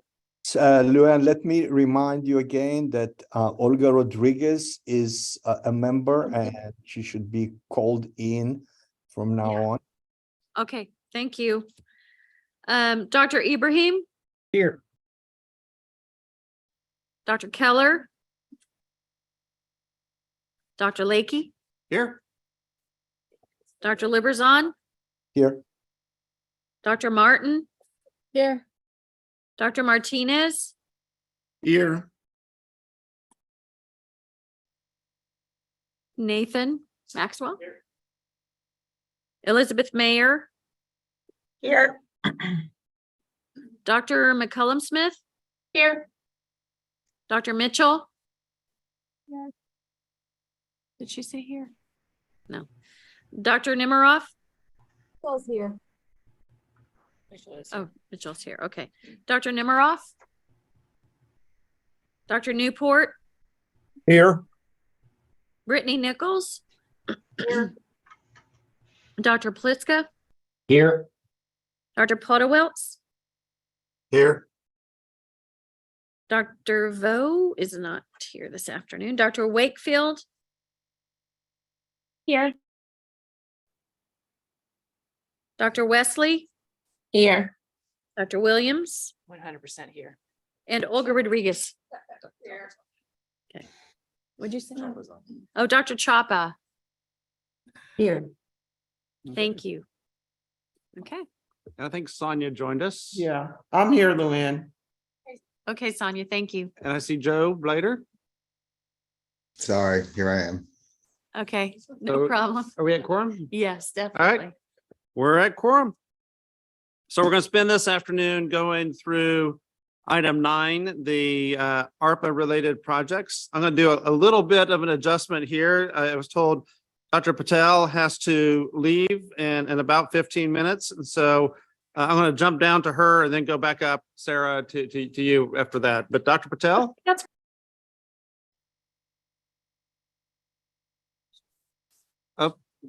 Dr. Patel, are you there?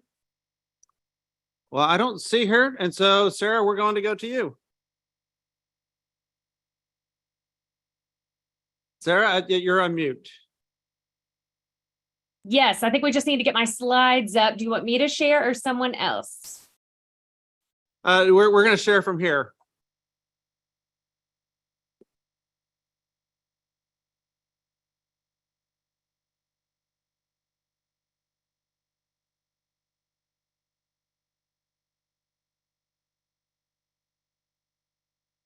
All right. Well, hello. I think we get to, you guys have heard from us several times, but we are updating today as part of the general ARPA update. And as Perry Pan is funded under those funds, we are here to present instead of presenting earlier with Kosh like we often do. So this is an overview of the activities so far in up through the end of July dashboard. Just showing that we have served 243 patients. And I think there was a discussion earlier about response call time in CPAN. And so you see that response call within 30 minutes here for PeriPan. So we continue to be excited that we can meet that metric. Next slide. And this is a general dashboard. This is the data that comes from Trait that we can display, that we are looking at this data similarly to how we look at it in CPAN, so that we can see if there are additional lessons learned and outreach opportunities. But one of the things I want to draw your attention to in the middle is that we continue to have both increases in first-time callers and in those calling our service back. And I'm happy to answer any other questions about this other data, but it really is not very different from the last time that I presented it, that there's about 60% of people, of clinicians requesting referral assistance. So what are the next steps in care? Where do I get this care for a pregnant postpartum woman or a woman experiencing pregnancy loss or planning to get pregnant? And almost 50%, so that 48.9 of these questions are medication related. And I think Dr. Williams, you'd have to correct me if I'm wrong, but I think that's higher than what we see in children. So we are getting calls about complicated matters for women, many of them who are on medication with direction, or the clinicians wanting direction on next steps in medication, whether that's for planning pregnancy planning purposes, pregnancy purposes, or breastfeeding. We continue to refer out to psychiatrists, but we're also have the direct consults live in PeriPan, and so that we can do that diagnostic clarification that we are able to do in CPAN as well. If there's a complicated presentation and we're not quite sure what guidance to give over the phone. And like we've said before, that presents itself probably more often in the pregnant postpartum population, because when someone says, hey, we're not sure about the diagnosis, they are in an age where we would worry more about things like bipolar disorder and clarifying that diagnosis so we can be as helpful as possible during pregnancy. Any questions about that data? No, okay. So in this slide, you just see that we are continuing enrollment, that we had with our pilot HRIs, we had a sharp increase from starting August of 1 year from last Friday. So PeriPan has now been live 1 year and 3 days. We're very excited about that for the state of Texas, that we had sharp increase in enrollment, and then we've had continued success in enrolling clinicians across the pilot HRIs. Next slide. And then this is an outline of our PeriPan webinars that we have continued to support and provide across the state. We've been doing this. You did not have to be in a pilot region. A clinician did not have to be in a pilot region to attend these webinars.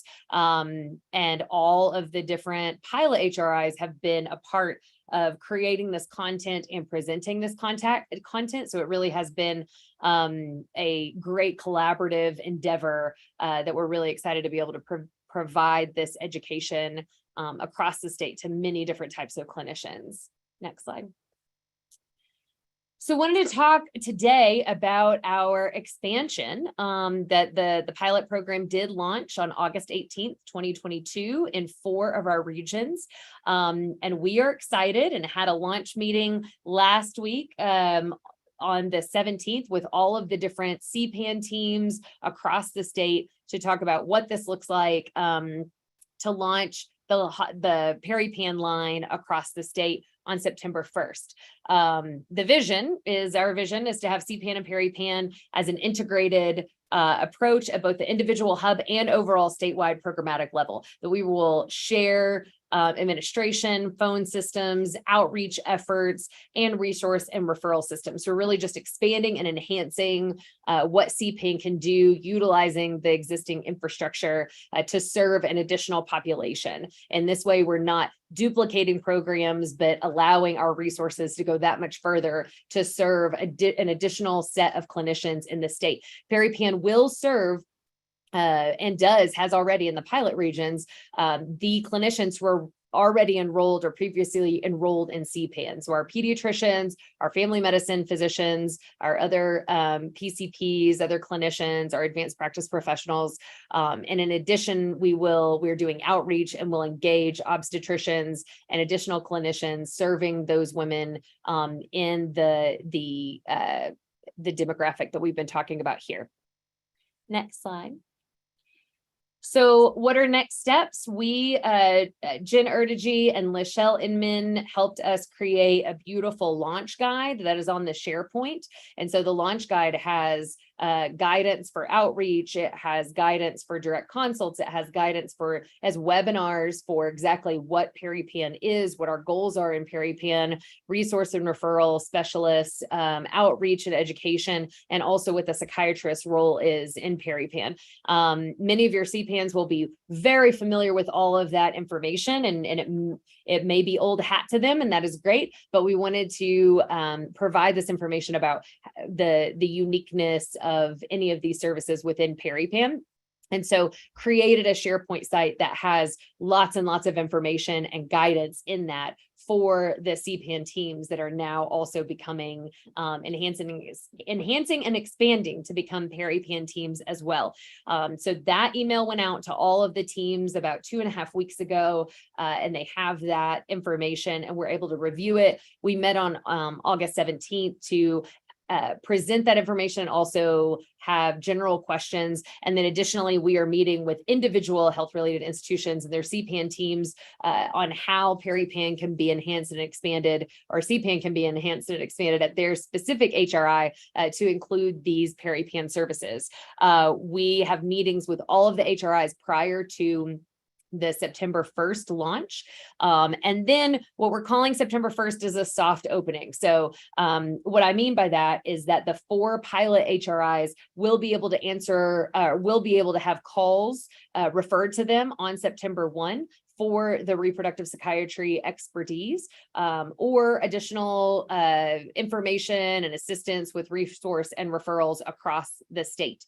But each of those HRIs that has a CPAN that is a CPAN hub, all of our HRIs will be able to answer those phone calls just like they're doing for CPAN right now and enter that call form part 1 into trait. And then address the phone call if they have the expertise there to do it, or transfer it if they need additional support from a pilot HRI. So we are leveraging that infrastructure that we were able to build during the pilot project to serve the entire state as we as everyone comes on board. And just a reminder, so that we don't want to have any HRI feel overwhelmed, that at the beginning, most obstetricians, most clinicians won't know about the service until you start doing that outreach and engagement. And so we don't expect that on September 1, there is a wide difference in the amount of calls that we're getting from August 31st to September 1. But we do want it to increase pretty drastically after that as we bring additional,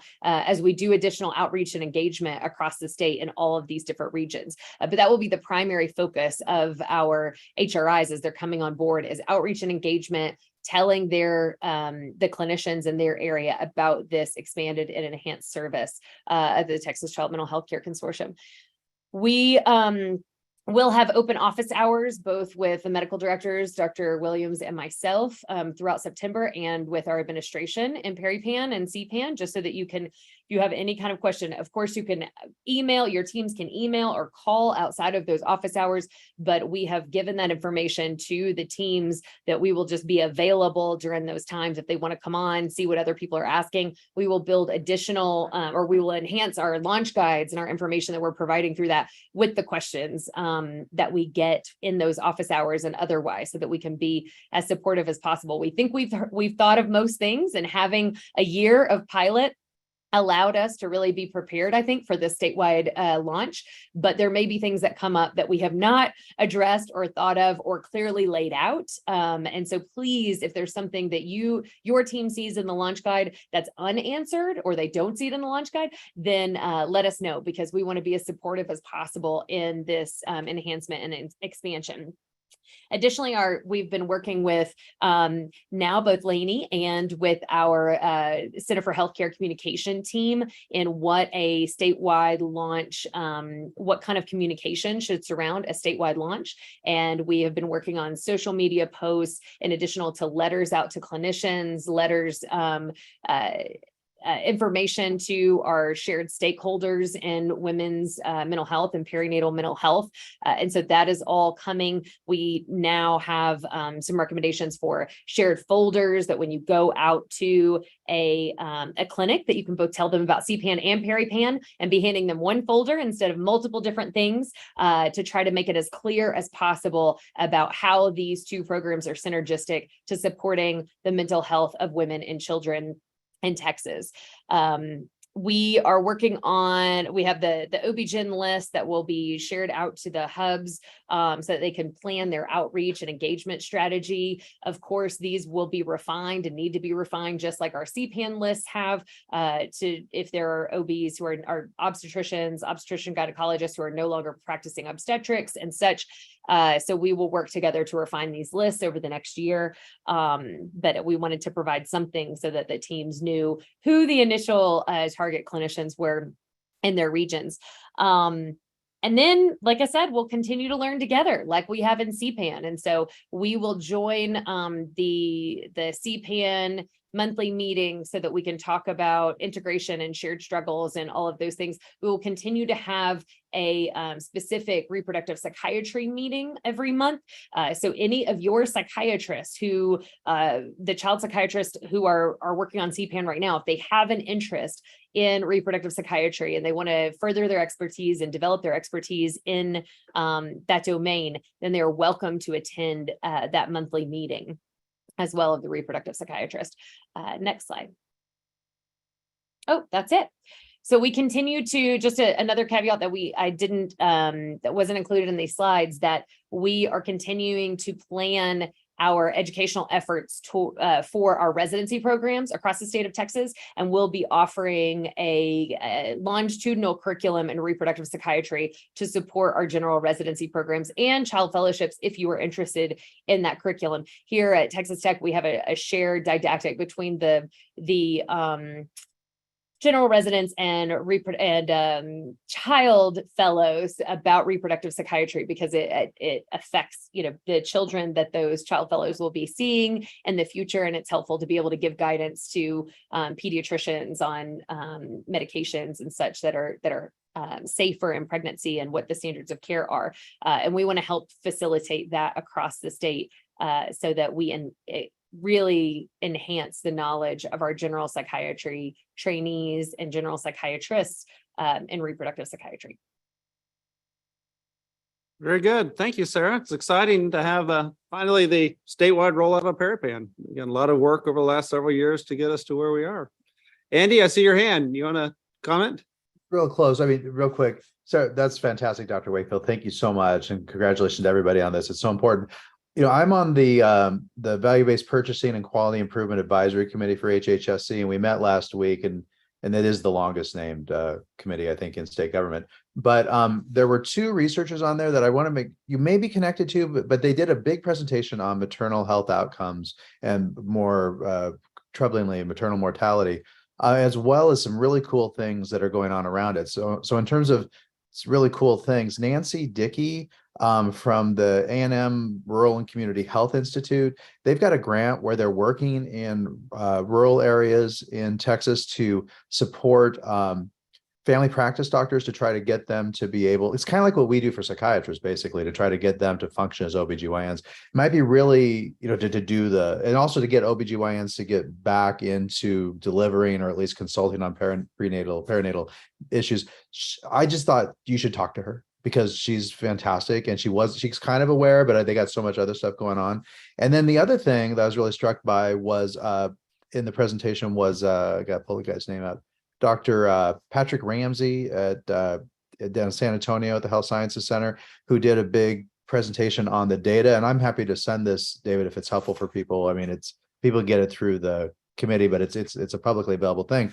But they went through the mortality causes, and the biggest one was not behavioral, but suicide was second. But if you took suicide and then added in the behavior of people around domestic violence and people being basically murdered, the combine of those two things was actually the biggest cause of death. So in terms of behavioral factors and factors that we may be able to influence through behavioral health interventions, I was really struck by that. And I mean, you all know that, but I just thought it was really useful data for being able to focus on some things. And probably Dr. Ramsey would also be a fantastic person. Both of them saw the importance of psychiatry, but I think they have so many issues that they're balancing. I'm not sure it was central, and Dr. Ramsey was aware, Peripan did talk about it. So just I want to was make going to say, Dr. Ramsey and I visited many times, and I've done some presentations with him or where he's invited us, and so I am happy to circle back about his latest data as well. But Jen, I'm seeing Jen on here. I'm wanting to make sure that we get a meeting with both of them, and especially Nancy Dickey, who I've not yet spoken to, would be great.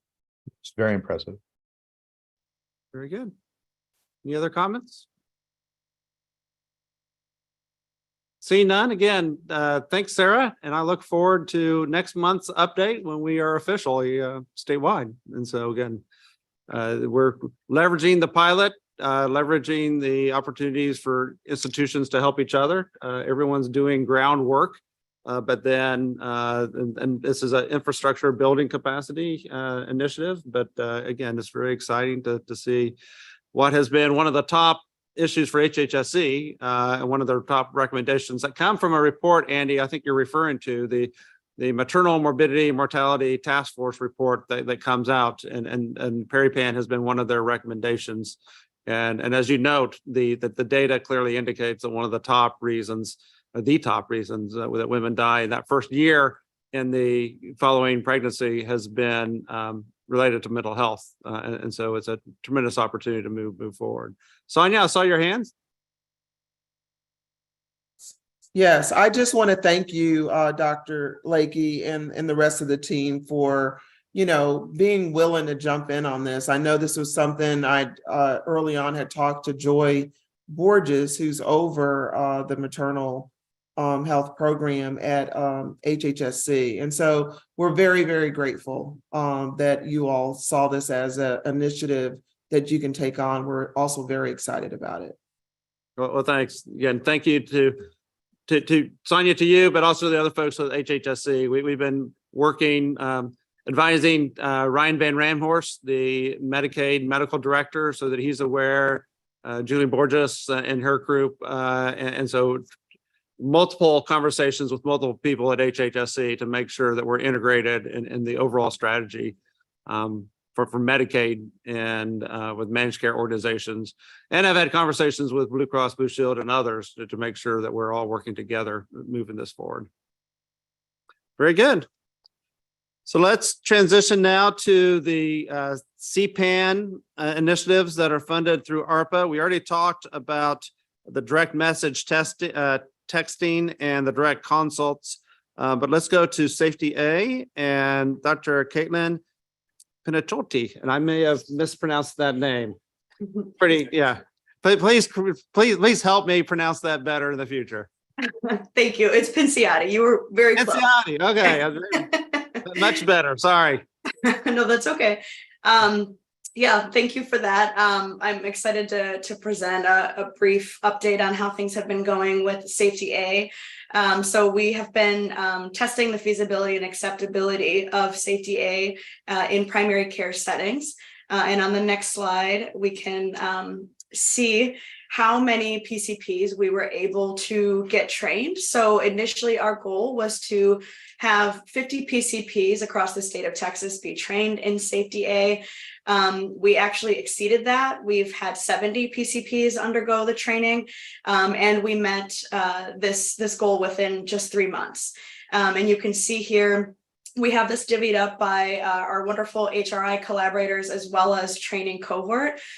So you can see, the recruitment that was done in each location, as well as we had 3 different training cohorts of PCPs in order to keep them small enough that they could have, more close-up experience with the trainers. And you can see there's kind of an even breakdown there as well. Next slide. We've collected lots of information, and we're still collecting information that will help us understand exactly how the PCPs felt about the Safety A training. But just to give you a sense for some of the questions that we've asked them, the training met my needs. You can see that the vast majority of PCPs indicated that this was true for them.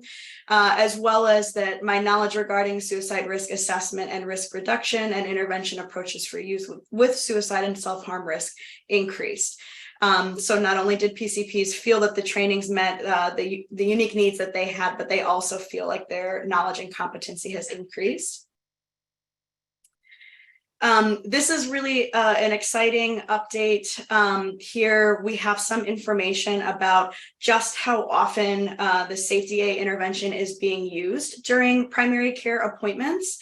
And so based on the information that we've gathered from PCPs, there have been 138 suicidal patients that the PCPs have interacted with, and a total of 235 Safety A evaluations. This is really wonderful that the PCPs feel that this intervention is useful enough in their practice that they're actually using it with their patients who could really benefit. And then this last part on the far right, recall that we had 70 PCPs overall who were trained in Safety A, and you can see that 52 out of the 70 have used Safety A at least once. Next slide. And so this was a kind of a pilot rollout. So it helped us also, indicate areas for improvement as we think about scaling up. So one area for improvement, the training process in Safety A is pretty comprehensive. It involves attending a total of 5 different calls. The first being a master training that's 3 hours long, followed by 3 monthly 1-hour consultation calls. And then 2 weeks ago, we wrapped up with an 1.5-hour long booster training where we had all of the training cohorts come together. But when we looked, because we've been tracking attendance, only 20% of our PCPs have attended all 5 of these calls. And so this is something for us to consider in the future, whether the burden might be too great for PCPs, if there are some ways that we can ensure that our PCPs are adequately supported in their learning and implementation of Safety A without necessarily having the burden of so many hours worth of meetings. We also want to understand the reasons for non-attendance.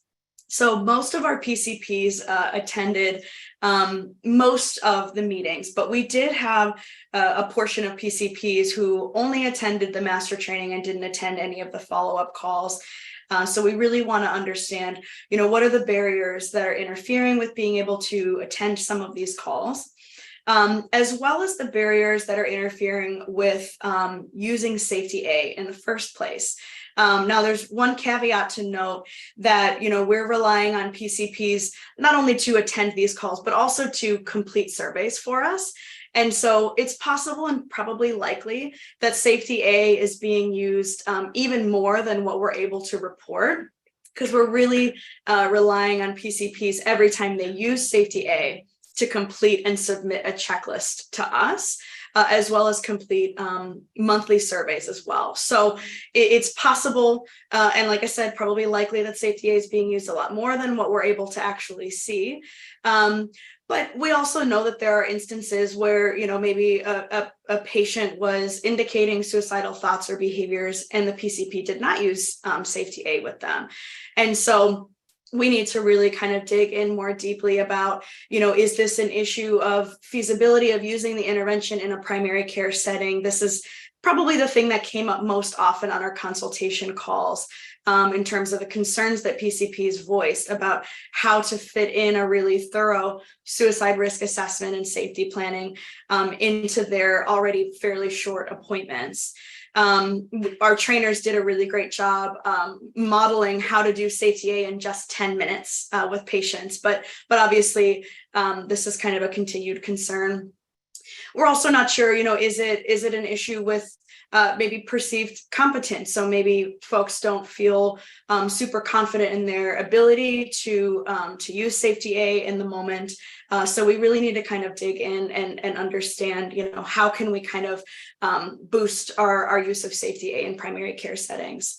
And the last point that we need to try to figure out is this training model sustainable without the payments that PCPs are receiving? So in this pilot rollout, PCPs received CMEs for attending all of the trainings, but they also received payments for attending trainings as well as for every time they completed a survey for us. So it is possible that in the future, if these payments were not made available, we might have a lower rate of folks who are regularly attending calls. So that would be an important thing to try to suss out as well, because the payments won't always be available, and we want to make sure that that this is kind of a sustainable, ongoing training opportunity. Next slide. So in terms of next steps for Safety A, so we are continuing to collect data through November. The way that we've structured this in order to be fair for the different training cohorts who started at different times is that the monthly surveys that get sent out, each training cohort receives those for 6 months past their master training. So those master trainings were in March, April, and May, respectively. So for 6 months post-master training. However, PCPs can continue to complete those Safety A checklists for each time they use the intervention through November. So we'll have, hopefully much more data to go through in November. And we are currently collecting more information from PCPs regarding, barriers to their attendance and use of Safety A. We will be in the near future starting to analyze the feedback and the data that we've received from PCPs in order to improve our implementation of the trainings. As well as looking at different ways that we can scale up. So although we're very excited that we had 70 PCPs trained in Safety A, certainly there are many, many more PCPs across the state of Texas. And really the ultimate plan is that, or the ultimate goal, I should say, is that every PCP in the state of Texas who would like to receive training in safety risk assessment and planning will have that available to them. So we are currently in discussions with leadership regarding, what is our plan for scaling up. And then I'll just open the floor in case there are any questions about Safety A. Very good. Charlie Nemiroff. So there's a bit of a philosophical issue, but I'm somewhat uncomfortable with the idea of remunerating primary care physicians for being trained in something that's a requisite part of their practice. And we wouldn't be doing this for checking blood sugar or for asking questions about hypertension. And so the CME route is obviously a good one. It hasn't been as effective, but I think it's a slippery slope for us to remunerate primary care physicians in order to improve their practice. And it's something I think we as a collective executive committee need to think about. Okay. Although actually, PCPs do get reimbursed for checking sugars in their office, doing these little procedures.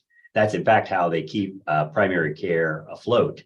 One of the dilemmas is that a lot of these practice enhancements, measurements-based care in psychiatry, it's difficult to get them funded by the payers, the people who should actually be paying for them. So you're always going to run up against that in terms of the practice. There's just such a difference between the way regular medical health care is funded and the way psychiatric care is funded, which psychiatric care is Stephen, the truth is that they don't get reimbursed for checking blood pressure, right? And this should be no different. I mean, it's not a procedure. I think what they're doing is a little more complicated than checking the blood pressure, or even just asking, are you suicidal? She's stepping them through a whole series of, or having them step through a series of relatively sophisticated procedures that do take time. And that does become a reality of whether these things get adopted. Laura, let me go to you. Yeah, I would just say that this was a pilot because it had not been utilized in a primary care setting. So part of the role was that we worked and collaborated with the Safety A team to adopt how they use Safety A in other settings. So that was the reason for why in this particular early stage, we were providing reimbursement. As we move forward, we're not going to provide reimbursement. This was more to help us collect some data so that we could understand how well this did in being adopted and adapted for a primary care setting. Yeah, it's fortunate to have the ARPA funds pilot these pilots, fund these pilots so that we can see what's going to work and what's not, and then adjust it. Dr. Trivedi? Several things to point out. This is a program I've worked with. In fact, I was the one who brought it in.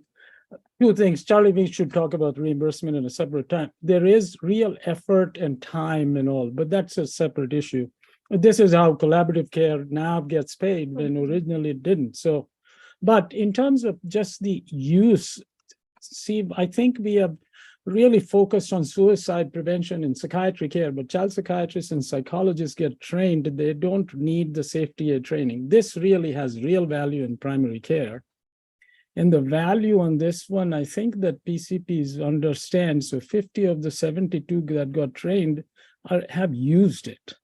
And we have actually data now. We're working on a publication on that because this is very unique. As you know, Charlie, primary care, especially pediatric practices, don't ask, and therefore they don't ever have to worry. And they don't do any safety planning. And if we are going to make a difference in suicide in kids, it's less commonly where we can make an impact if we just focus on child psychiatry. We'll have to focus before that.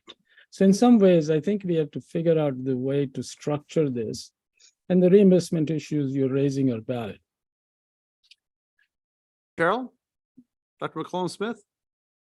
Yeah, hi. So as I've talked to some folks already, and some of you know, I'm a huge proponent of collaborative care. And so I think this just speaks to the need to have integrated collaborative care in these services, which we have the pieces of here. And so I'm planning on making collaborative care a focus here. So I would just love to continue these discussions and just keep in mind that, as many have already said, Madhugar and others, and you know, that I think that Wayne Caton is a genius and such a good mentor for me, but he, you know, really saw with collaborative care that there is too much for primary care physicians to do. We can train them, but they are overwhelmed, and the burnout rates are extraordinarily high. So, you know, as we look at this, it might be very interesting to look at the burnout rate and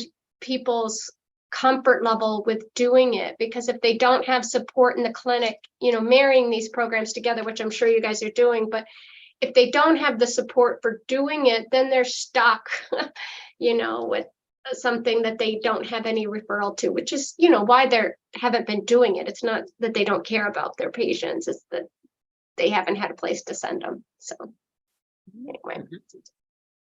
Dr. Williams? Yeah, I would completely agree with you. I think the goal here is, again, Safety A was first initially done within emergency room centers and settings. And the idea was it was team, it wasn't just the ER physician. So one of the goals of the pilot was to understand primary care practice and sort of how it could work best. But again, we would be remiss if we didn't remember that CPAN is a type of collaborative care.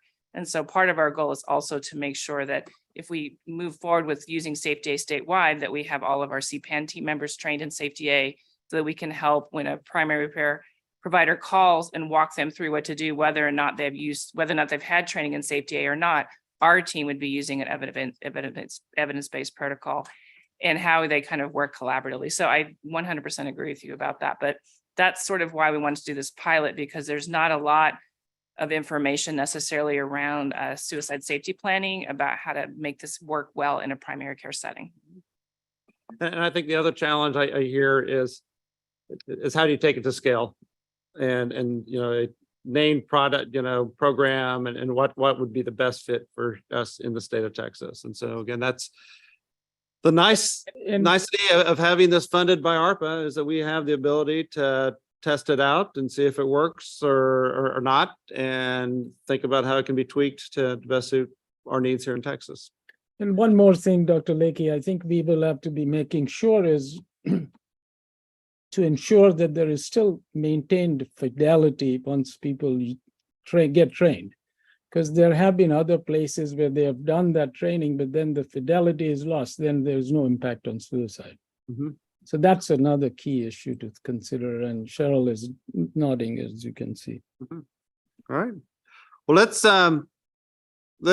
go next to another ARPA-funded project. And actually, Although, can I just add that family medicine physicians are a bit more rule following than emergency medicine physicians, having worked in the ERs my whole career. But okay. Let's transition to Tahani, Dr. Talibi. I saw you on just a little bit ago, and there was conversation just a little bit ago about collaborative care, and we now have time for the update of our collaborative care initiative in partnership with Meadows. Great. Thanks so much, David. Thanks, Dr. McCollum-Smith. It was a nice segue into our update here for the Pediatric Collaborative Care Initiative. We can go to next slide, please. I'll keep this relatively short, but wanted to kind of review both what we've accomplished and what's coming up on the horizon for the initiative. Typically, we have one-on-one monthly meetings with different HRIs and associated health systems to really kind of tailor the technical assistance support that we provide to them, making sure that both the regional variables of import are taken into consideration, and then specific to the HRI or health system, what they might uniquely need to push the needle forward. This past May, we published a collaborative care implementation cost white paper. And then in June, we had a pro forma put together for health system estimation of collaborative care implementation as well. Those are available on our website. And then in July, we had an HRI wide meeting. We kind of stagger those in between intermittently with the one-on-one meetings. And then once every 3 months or so, we bring all of the HRIs together for Q&A and more of a learning collaborative environment. We had received some feedback from folks requesting to hear from any pediatric collaborative care site with whom we have worked historically, to have someone kind of come in and talk a little bit about facilitators and barriers that they've experienced in getting their program up and launched, and then how they are doing and getting into steady state and moving forward. We were very fortunate to recruit Dr. Adrian Honeycutt from Children's Health in Dallas. We work on a collaborative initiative with them, referred to as BHIG BIG, out of Dallas. It's got to be big. So it's a behavioral health innovation and guidance program that they have out there. She was well received and presenting an overview of their pediatric collaborative care program and some of the experiences that might be universal to getting a program up, and then some of the idiosyncratic barriers that they were able to both circumvent and kind of work through as time progressed. That was a really nice meeting with everybody involved. This month, we published the proceedings of an inaugural child and adolescent collaborative care roundtable. It was the first of its kind. I didn't do that one right, so let's see if I can get the link here for it. It's right here. I'm going to put the link in to go to our website, and it will have yeah, there you go. It'll have a there it is. Yeah, and you can, at the top left there, you can download the report and have an opportunity to review that. Happy to answer any questions that folks may have on that one. I want to also thank our colleagues over at Dell Medical School for allowing us to host the roundtable at their site. They were very gracious in allowing us to use some space there and help with some of the planning as that progressed. And then we have continued to put together supplemental collaborative care implementation resources. We have a cache of codified materials for all of the HRIs and health systems to be able to use. And so they have been referencing that as time has progressed. So what's coming down the pipe, so to speak? We'll have our monthly report submission coming in September, and then an HRI-wide ARPA Pediatric Collaborative Care meeting, those staggered meetings coming up in October, where we can bring everybody together to help learn from each other and talk a little bit more about some of the things that are going on with the project. We have continued updates to that reference guide, including different pediatric trainings that are going to be available. We want to let folks at all the HRIs and health systems know, particularly of free trainings that are available for their behavioral healthcare managers and PCPs and any staff working kind of in this patient-centered model. We're continuing to develop a psychiatric consultancy vendor matrix so that we can provide that material out to folks. One of the issues that a lot of different sites and health systems traditionally run into is it's very hard to find a telehealth psychiatric consultancy company. And so what we've done is gone through and really vetted what is out there and talked about the pros and cons. As an honest broker, we don't really refer anybody. What we do is just kind of link them and say, these are good questions to ask. These are some of the offerings that they may provide, and let HRIs and health systems take it from there. But being able to provide that resource, we've already received feedback that that's really helpful. And then we'll continue to have communications with HHSC and TCMHCC specific to FQHC and rural health center billing strategies, knowing that those incident to codes for collaborative care have yet to be turned on, so to speak, in those milieus. So we're working on that and trying to figure out how best to approach that quandary as time progresses there. And then, as always, we'll be working with HRIs to recruit those health systems, giving those monthly technical assistance opportunities and available for folks to reach out, and doing our usual monthly metric reporting. Good. Next slide, please. Thanks. So just lastly, a quick overview of where we are. So the two primary metrics that we have for this initiative are individuals initially reached and health system commitments. So with individually reached, the project goal, which is really on a timeline due June of 2025, based on the most recent extension, was 100,000 patients, pediatric and adolescent patients, and achieved to date. We're already surpassed that at 122. Our goal is to get that number as high as possible, obviously, by the end of the lifespan of this initiative. And then health system commitments, we have 7 committed thus far. We have 9 that we're still waiting on. A lot of this still revolves around contracting, actually, and just kind of getting those initial steps, kind of checking those boxes. And so we're working with our HRIs to support them through that process and doing what we can. We're really appreciative of everybody and their efforts so far in getting these health systems aboard so that we can provide that technical assistance to get things going on that front. Next slide. Yeah, if you have any questions, you can always reach out to me directly. My info is there, or Monica Tyson. And I'm happy to field any questions or concerns anybody has on this initiative. Thank you. Very good. Thank you, Hani. Dr. Williams? I mean, I understand the collaborative care model is specific and different, but I would encourage us to consider whether or not CPAN could be the vendor for psychiatry. Can we talk through like what will we need to modify specifically about our CPAN program? Because they are different. There's some distinctions with the collaborative care model, but I do feel like that may be something for us to explore.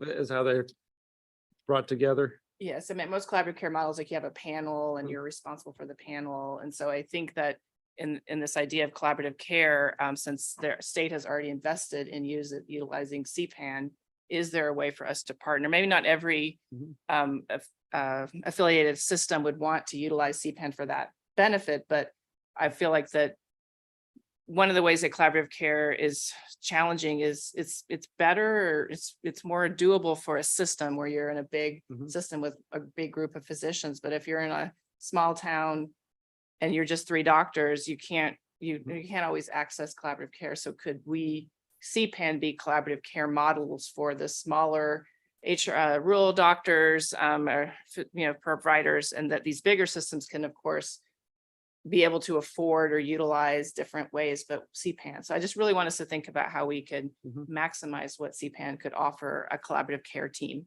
Okay. And Hani, you and I had talked before related to Peripan, and if there are some opportunities to get some synergy there between collaborative care and the perinatal work. Anything, any reaction to that conversation before I go to Andy? Well, actually, I'm going to give the reaction to that conversation. I think I have two thoughts about that. One is CPAN is not collaborative care and can't be used as collaborative care because there's specific billing codes for collaborative care and specific workflows. And one of those includes having a dedicated consultant. So to rotate through a statewide network of consultants and other factors, it's just not. So the second thing I would say, though, is what you described, Laurel, is happening now. I mean, for folks who can't do collaborative care, they have CPAN, and that's great. And it's good. There's not need to do any more than that. And we're trying to get, but there's no reason why a small practice can't do collaborative care. In fact, we're doing that in the Panhandle right now. We're working with a lot of, this is through a grant funded thing, through a lot of small practices out in really small counties. So there's, I think, I'm happy to show you all that, and we can share that information. There are no barriers to small practices doing this because you can do it through telehealth. But I think so those I would say is sort of places where I don't agree and would suggest you think about it differently. We're happy to share information. But your bigger point, I totally agree with, because I think the future of CPAN is collaborative care and other types of embedded models, because ultimately, once collaborative care takes on more, it's going to change the need for CPAN and the way we work. So I do think having a work group to think through these issues, which I think is actually what you're proposing.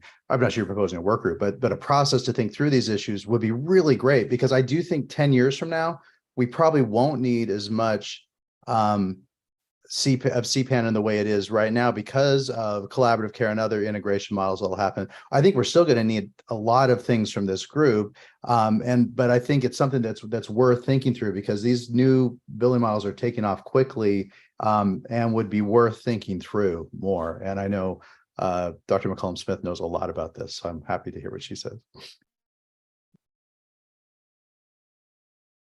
I was just gonna say here to a work group.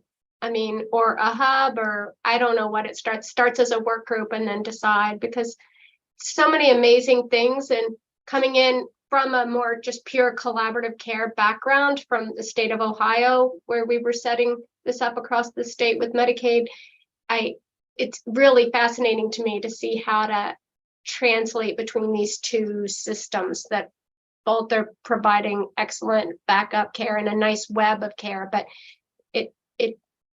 I think a work group would be great.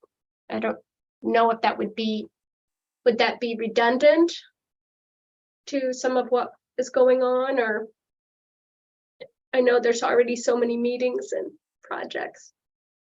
Well, let us take that back and kind of think through how do we, because again, I've had conversations with folks several times, Hani, you and I, and then others related to CPAN, Peripan, collaborative care, and how do those work together to support the primary care provider. And again, the big initiative right now, you'll get Peripan statewide and some of these other rollouts. But as we continue to mature, I think it is coming up on time to try to have a more formal look at those two to figure out if there's some opportunities there. And so let us take that back and maybe have a proposal next time related to maybe a process in which to look at how those two can work together. Okay. Any other comments? David, just a quick comment. Love the conversation. Thank Laurel for kicking it off. But two things to add to that as we're contemplating this work group, or whatever we end up calling it, is one of the things that obviously the Texas Child Mental Health Care Consortium addresses is the workforce issues. So I think the collaboration going forward, that's a really key point. The second one is really having a group taking a look at how to influence and change the financial reimbursement model so that they are consistent. We continue to wait for CMS to come around and there's influence, but it seems to me we need to be more proactive instead of reactive in reference to reimbursement models that are consistent with the consortium and with the collaborative care model. Just throwing that out there, we really want wonderful to maybe have a health economist as part of that work group. Mm-hmm. All right.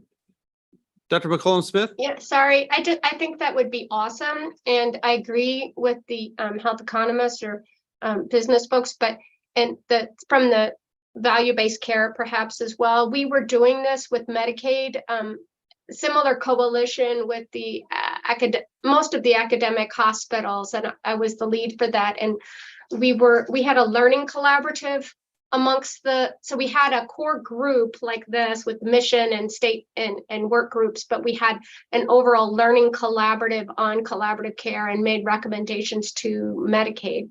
So I can share, if we get a work group together, I can share, and we could perhaps even collaborate with Ohio there. So, yeah. All right. Any other comments? Seeing none, again, thank you, Dr. Tlaib. And let's go, Joe Blader, to you on the update on the alcohol and substance use TCHAT initiative.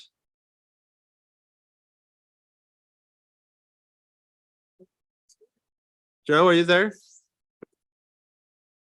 Did we lose Joe? No, I'm here. All right, there you go. Wishful thinking, David. I was going to have to search through all my, different panes to see if I could find Joe. Yeah, Yeah. Anyway, so if you just want to go back, just to give, please, the prior slide, just a quick shout out to the partners in this undertaking, Delmet in Austin, ourselves in San Antonio, a fantastic crew at UT Health Houston, and we've gotten so much support, and I've learned so much from the folks at Texas Tech. So we can go on. So just to provide a quick update and a reminder of what we were trying to do here was a two-pronged thing to, first of all, introduce screening on a universal basis throughout TCHAT. And as you can see, that's why the craft is now part of the trait armamentarium there, and to beef up the family-focused treatment approaches, skills in providing that type of care, which is fundamentally what has by far the largest evidence base in the context of adolescent alcohol and drug use. So just to recapitulate what we've done, a timeline to get going. There were a couple of issues, of course, around funding, around hiring folks and so forth.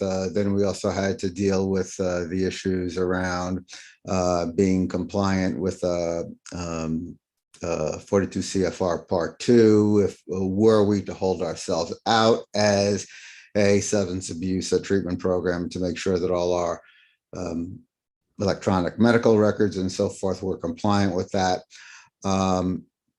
So we've gotten through all that, and we've been busy seeing patients, and I would say in earnest, probably since January or so. We started to put our first toes in the water last fall, and I think it was around January, February at the latest that all 4 of our sites were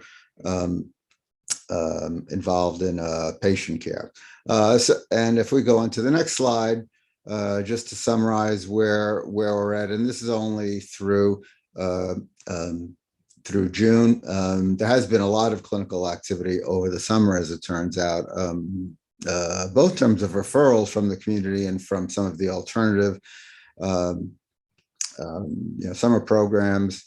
But as of the end of June, we had 259 referrals. Of those, we ended up enrolling as patients we were providing care for on a sustained basis, 152. And on average, the number of sessions provided is about 5, but I think the range is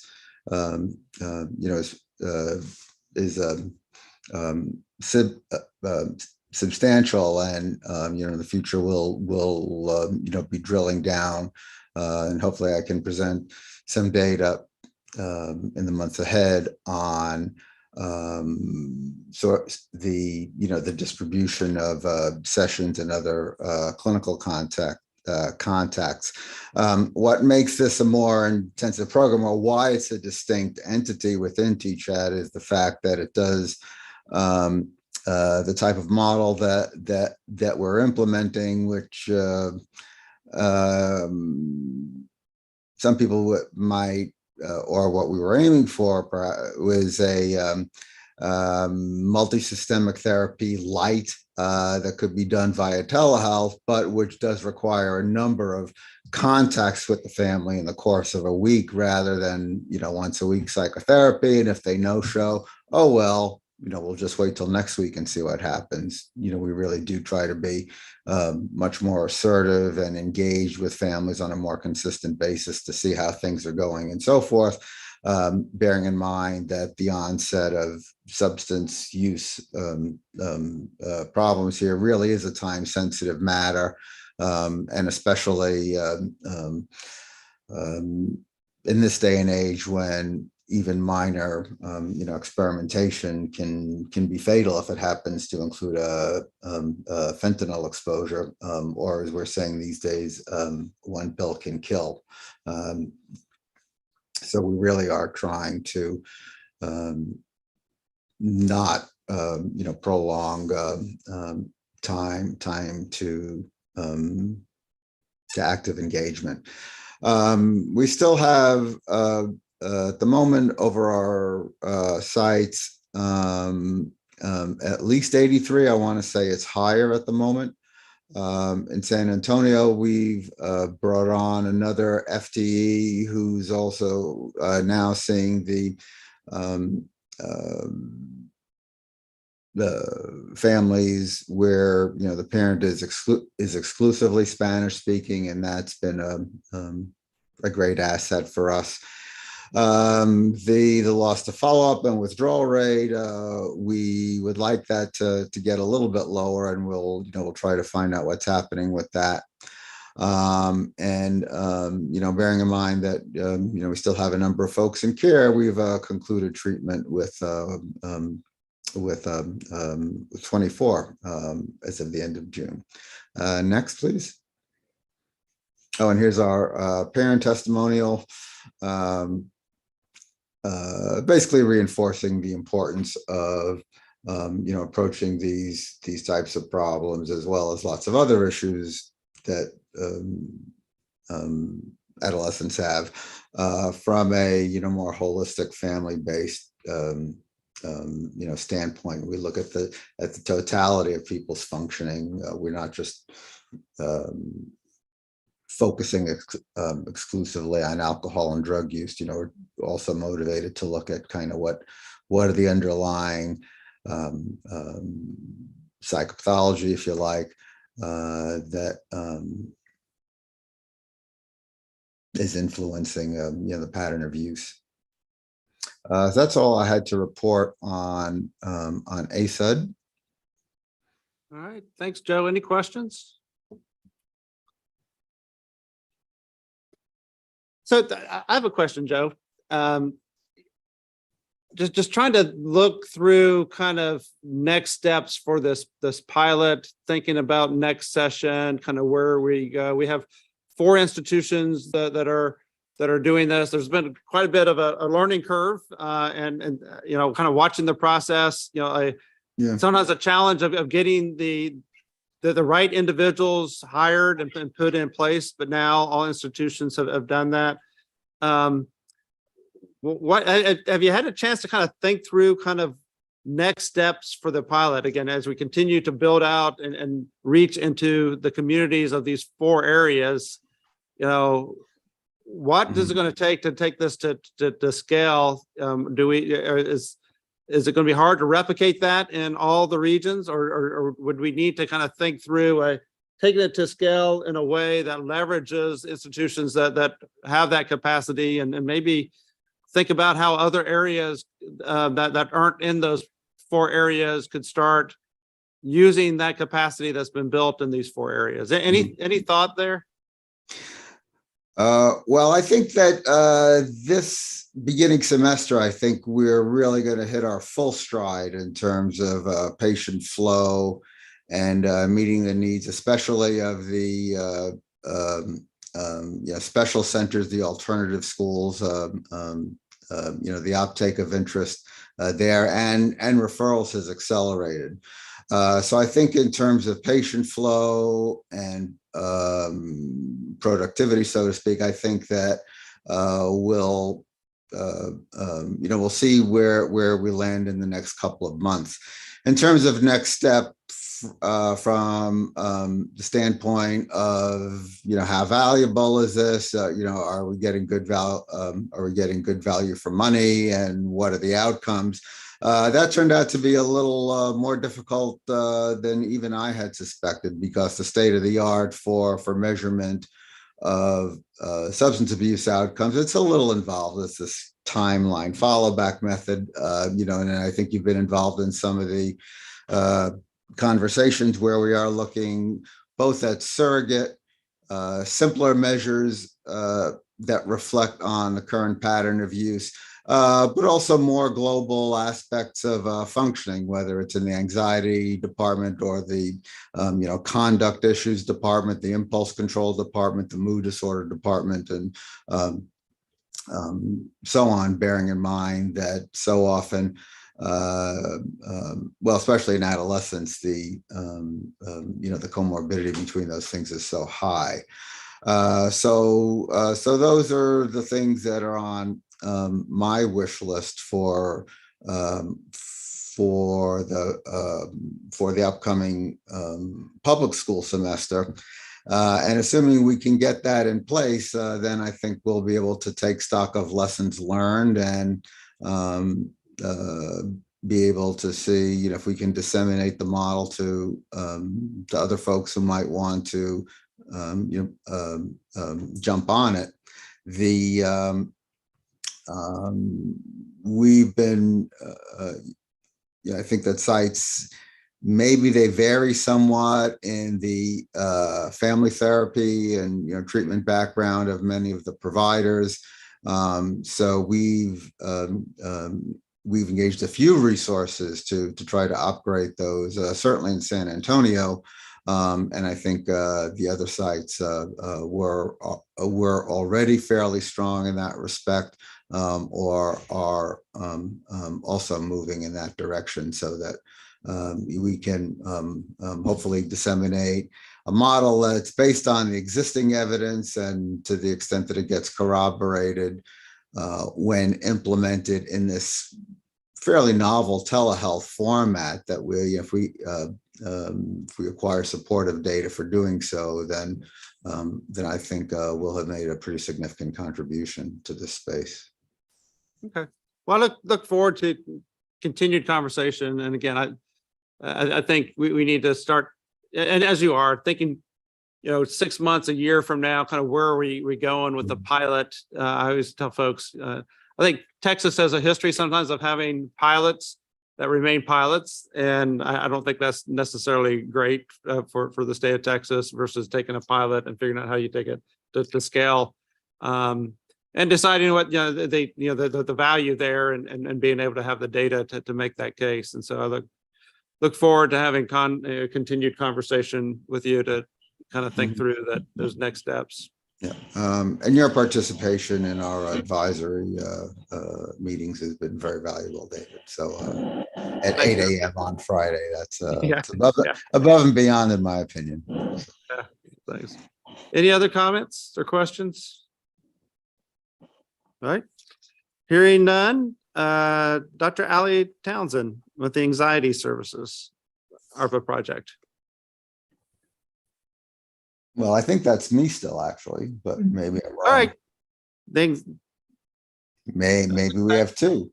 I don't know. I thought I was asked to present on this. On the Anxiety Services?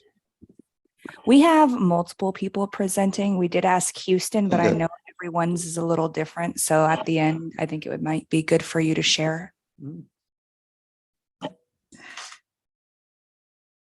Go ahead, Dr. Blader. I'm happy to go afterward. Okay, well,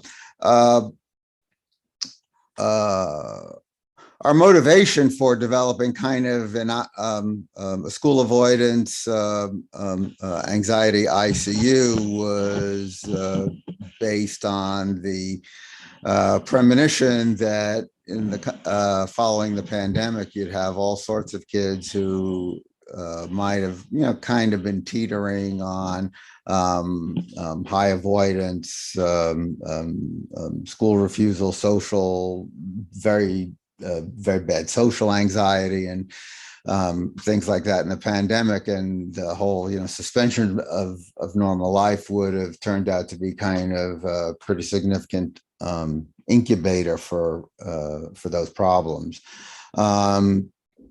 And sure enough, once we opened the service in San Antonio, we got a lot of referrals, and we were very happy to be able to implement an evidence-based program that that addresses them. So it was basically, not unlike the substance situation. You really hear it's very important to have contact with folks a couple times a week, where you decide on this is going to be the plan for graduated exposure or whatever the task or or goal that child, family, and therapist agree on.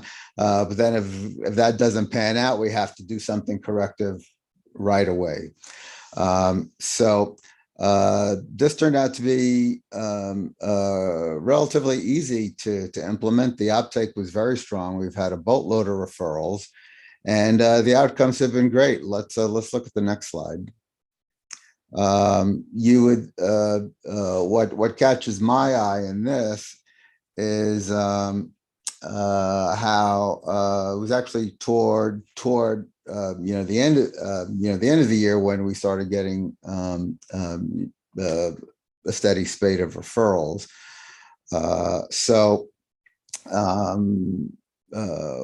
Our folks averaged 6 sessions per child. Wouldn't be uncommon though for some to go up to 10 to 12, because we also have some so to speak booster or relapse prevention sessions before school begins, even in someone who the problems seem to have remitted. So that's kind of what we're going through now, and we hope to lower our active caseload accordingly. These are situations where you get the referrals and people, whereas I think in other programs, if we have half of the referrals convert to an enrolled patient, that's good. Here we're much higher, 80% or so, and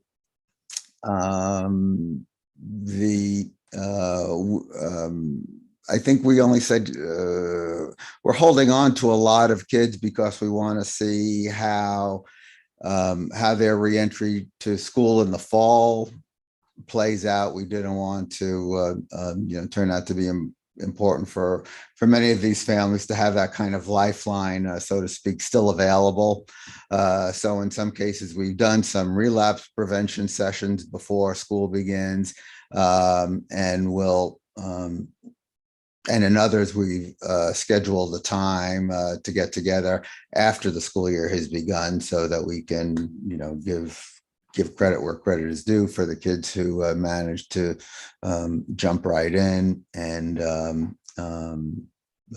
manage their anxiety effectively. So this is a project that I'm very pleased about. And wish it could be more readily available for those who need it. It's a nice paradigm change, I think, from sort of standard outpatient care, particularly in psychiatry. Here take some Zoloft, let's see what happens, which doesn't really comport with the guidelines and clinical experience, which says that the behavioral, the cognitive behavioral treatment for these difficulties is vital to get to the goals you want. Next. And so, just a couple of parent testimonials. Thank you so much. I didn't think your techniques or suggestions would work, but they did. My son is doing so much better because of his therapy, and another parent who was very pleased that her daughter was now finally able to get back to school, get out of the house, and engage in life. So happy to take questions. We could skip this. This was for something else. And Joe, remind me of the institutions that are currently part of that pilot. Well, it's really us in San Antonio on the school refusal side. We partnered with Baylor, and they attended a few of our meetings. Baylor / Texas Children's, and I think it was just a slower road for them to get with seeing patients in this context. So so that got frayed a little bit, but we'll see what happens as we go forward. In the fall, maybe we can resuscitate that collaboration. Okay. Dr. Leakey. Quick question. Will this pilot continue after this cohort of kiddos that are going back to school, given the time frame? Well, we're getting more referrals, and in order to accommodate them, our quote unquote active patients will, we do hope to discharge once everybody gets off. I hope to a reasonably good start in the fall. Thank you. Because right now we have one full-time clinician working on this, and so to preserve her availability, we want to be able to discharge folks, but a lot of families were very hesitant to cut the cord when summer was looming, and they've had experiences of fall rolling around and feeling like they're back to square one. Really? I see your hand. Yeah, I think that this is incredibly important, and I'm sure, Dr. Blader, you're going to be collecting data on school attendance and be able to have some outcomes there to show. I think this is so meaningful to show a lot of the why to the schools and what you're collecting. I'm wondering, do you have some school personnel involved with your advisory or any of that? And there may be some follow-up and things like that that could be worked on with you to that end. Well, we would love to get with you and talk to the school-based folks about this, but I would say that one advantage that we had in providing this service as an enhancement to TChat was that we already, in so many instances, already had a relationship with the school and with the guidance counselor and so on. Because when I was, in practice, have kids with these kinds of difficulties, you call the school and they don't know who you are, Yeah. Oh, well, this Dr. Blader, from NYU or whatever. Who cares? I don't know who you are. Until you form the relationship, because a lot of time we are asking schools to do something a little off menu, like, okay, can they spend the first period in the such and such office? And it's so important to be able to have that kind of relationship with student support folks at the schools to be able to make that happen. So TChat as a platform for this was huge. And I think it would have taken so much longer, if we didn't have that. And we, with each kid now had to be, establishing relationship with their schools.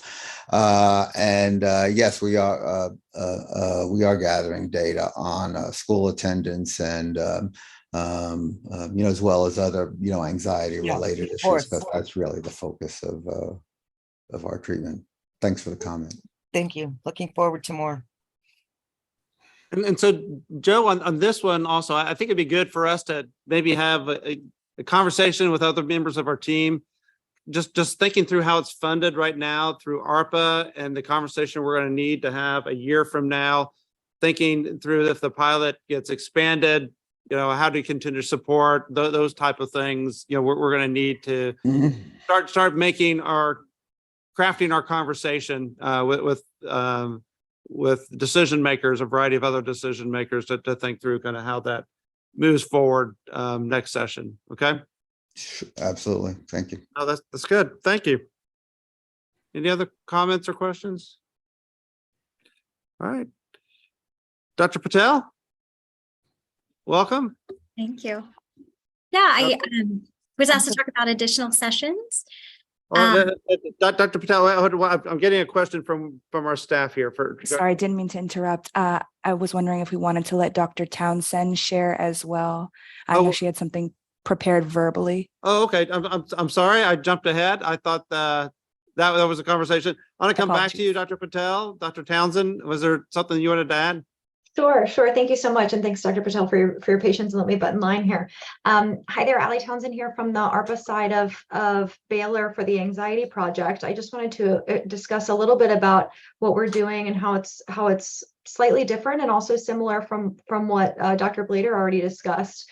So we were, as Dr. Blader mentioned, a little slower to start. We had some difficulties. The project originally picked up in February of this year, and with the goal really being to target the same exact population of doing a cognitive behavioral therapy approach for folks with difficulty attending school and their anxiety getting in the way of school attendance and school refusal.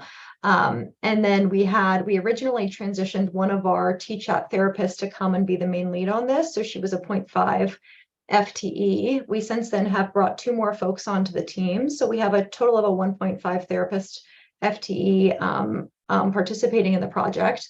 And we've since also expanded not only to just the school anxiety and school refusal, but other primary anxiety diagnoses that might be getting in the way of school and academics more broadly, which has been wonderful. One of the barriers that we've faced thus far is not only with the delay of my own FTE starting in July of this year, but also the fact that we had some temporary pauses of credentialing. So despite the fact that we do have 3 therapists on board right now, there was a period of time where we only had one therapist able to see folks. So our progress to date so far, we've been able to see 56 sessions so far, and we're really looking forward to, now that our credentialing is up and moving, we're getting a lot of referrals in, and we're anticipating a big uptick this semester. So we're similarly looking forward to how this will span over time, and to some of the things that some folks have mentioned earlier. We're also doing lots of measurement-based care surrounding not only anxiety and depression scales, but also school attendance and the different factors that may be impacting why that avoidance is making place, and how we can get that, how we can target that more directly to increase attendance. The other main thing that we've been really trying to tackle here at Baylor is how to most effectively help the referral process. And so since we are doing this through TChat more generally, we've been working with the school systems at large, but also with our intake coordinators here in the TChat program, of making sure that we're appropriately identifying folks that are most appropriate for the school anxiety program specifically. And so something that I think has been really helpful is doing some community outreach and talking at our schools most recently, but also working with our operations team and looking for some red flags that have been helpful to increase our, just in the last few weeks, we've seen an increase in our ARPA referrals, and we're anticipating that to move forward with this semester as a whole. So I appreciate the time. If anyone has any questions, I'm more than happy to speak to them. Very good. Any questions for Dr. Townsend?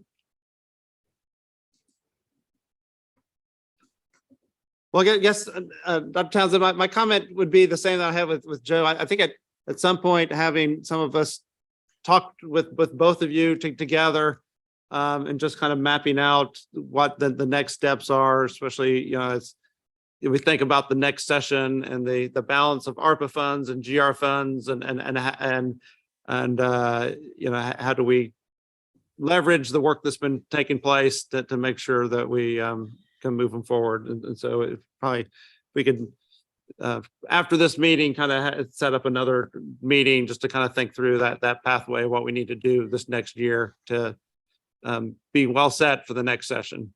Okay. That sounds great. Thanks. All right. Thank you. because although it sounds funny to talk about the next session after we just finished this last session, the next session basically has started as you start figuring out how do you make your case for the items to be successful a year and a half from now. All right, very good. So Dr. Patel, I will go to you now. Sorry, I had to cut you off earlier. That was my mistake. So go ahead. No worries. I'm sharing about additional sessions, and the intention of this was to continue services for youth with urgent mental health needs or who otherwise cannot be able to access services. And so we started in 2023 in September, and to date have provided 420 additional sessions and serving 182 youth.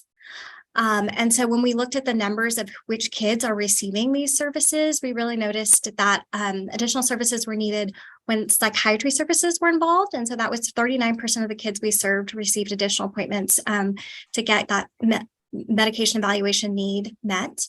Also urgent appointments, so kids that were in high distress and needed appointments same day or just having high needs. That was 5% of the kids that we saw. And then students with Medicaid or uninsured was 52%. So what we really did notice is that students who were unfunded or underfunded encountered more barriers accessing community treatment. And these additional sessions were really pivotal in allowing TChat to complete their clinical course of care that we noticed reduced, their symptoms, and also provided psychoeducation to stabilize them at home.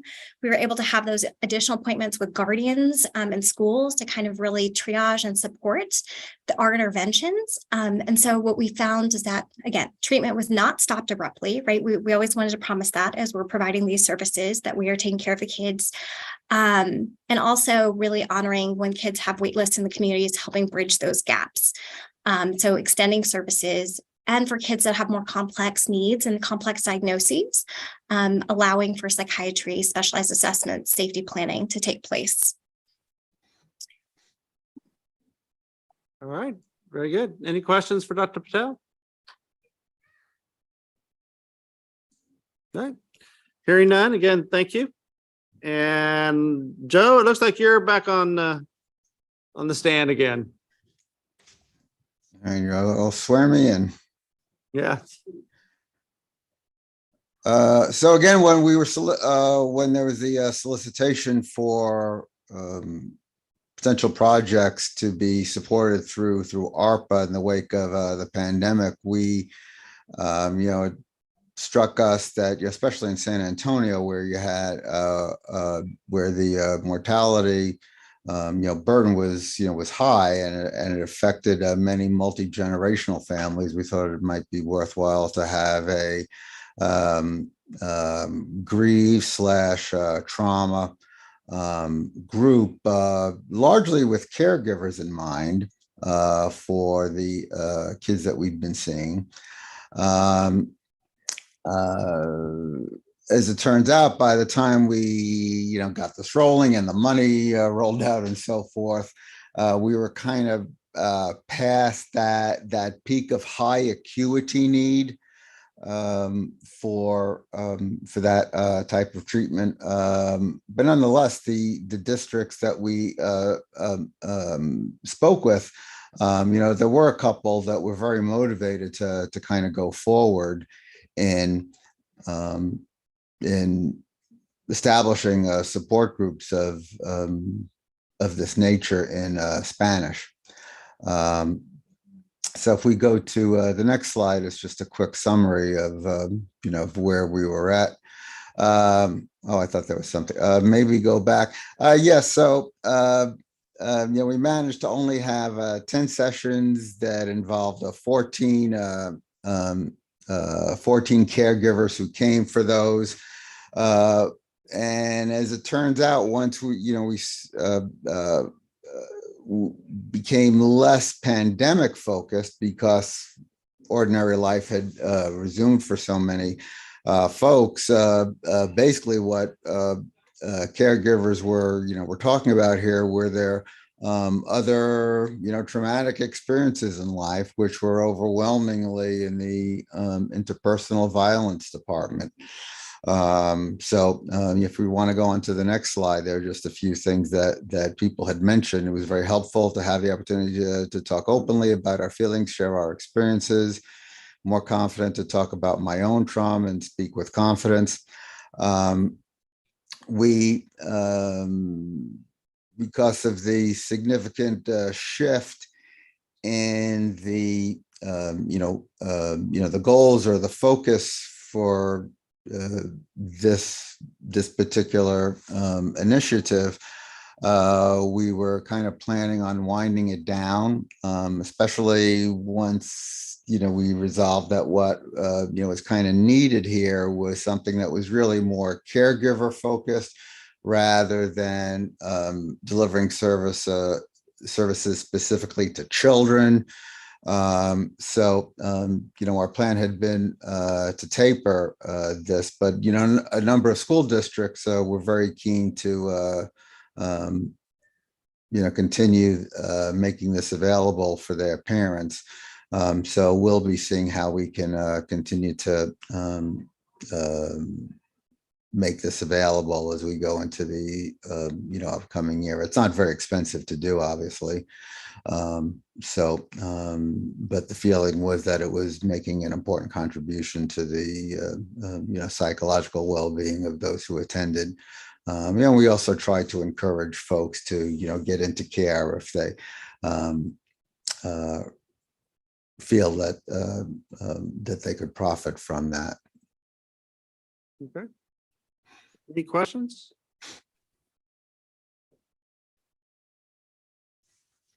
Hearing none, again, thanks, Joe. All right, thank you. And let's go next to the update on trauma-focused services. Ashley Colangelo. Hi, yes, I'm Ashley Colangelo, and I am the program manager for UTMB TChat. Today, I will provide you with a verbal overview and update on the UTMB Trauma Project, which is led by Dr. Cody Dodd. Our objectives for this project were to screen patients 8 years and older for exposure to potentially traumatic events. And for those with traumatic exposure, assess the symptoms of PTSD and offer trauma-focused treatment as needed. We also were to extend sessions for a full course of treatment when indicated. As far as implementation goes, all youth are screened at intake using the Child and Adolescent Trauma Screen, or CATS in short.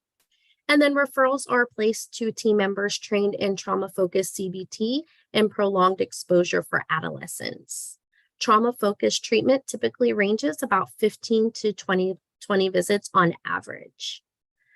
Our successes thus far, extension for treatment has been beneficial as there are limited therapy referral resources, particularly for those requiring specialized treatments. We are in process of hiring and onboarding a psychology postdoctoral fellow for this project, and she will be joining our team as of September 1st. And then, of course, as of July 31st, we have screened over 550 youth and have provided a total of 1,037 sessions, including the assessment session. If you have any questions on our trauma-based services, please let me know, and I will be happy to connect you to Dr. Dodd, who is our clinical lead for the project. Okay. Any questions? Seeing none, thank you, Ashley, for being here today. And Dr. Mitchell, we're going to go to you next on the evidence-based groups ARPA initiative. Wonderful. I am Tara Mitchell. I'm a clinical psychologist at Texas Tech University Health Sciences Center in Lubbock. And the ARPA funds have allowed us to provide evidence-based group psychotherapy services as a TChat expansion, which we've very much enjoyed doing. And this has been maybe a unique ARPA project in the sense that, if I'm not mistaken, TCMHCC is the only one that received funds to start the group services. And so we've been very privileged to be able to implement this last year. And we chose to do this for a number of reasons. Group therapy has a lot of benefits to it. And one being is that it can be an efficient use of resources in the sense that you can provide services to a greater number of students in need at once who might have some similar presenting problems. And also it's just a really great time for our students to be supportive of each other and to learn with and from each other within a group setting. And so we have been able to train and certify a number of clinicians in evidence-based programming, which has been really great. It's great for our workforce to train our clinicians in evidence-based care. And we've been able to deliver we've been able to surpass our goal for our groups and deliver over 200 groups through this ARPA funds, which has been great. Our groups have ranged from a number of different topics. We have groups for disruptive behaviors. We have groups for anxiety and depression, emotion regulation generally. We have groups for disordered eating and grief as well. And so these have been great. As a clinician that delivers some of these groups, it's something that I very much enjoy, and our patients and our families are responding really well to it. Some of our feedback that we've gotten is one that someone said, it's not just me going through it. There are other people who face challenges, and it's great to hear others' perspectives. And then someone else said that I didn't feel alone. And especially in this day and age, it's great when our kids are saying that they didn't feel alone and by being a part of these services. And so we've learned a lot along the way, a lot of successes, a lot of things that we've taken note of and improved upon, and we look forward to hopefully being able to continue to implement these groups going forward. All right, very good. Any questions? All right, hearing none. Dr. We're Lakey, gonna I go will ahead. just say, I think that this is, I would love, if this becomes something that we want to do through Teach Out, I'm not sure, in the future outside of ARPA, I'd love to have that discussion. There were a lot of lessons learned here. Dr. Mitchell was like, oh, we've learned some lessons, but a lot of lessons learned about how to engage kids, consent them appropriately, help them understand and their parents understand what a group intervention was and everything that's involved, and then deliver it via telehealth.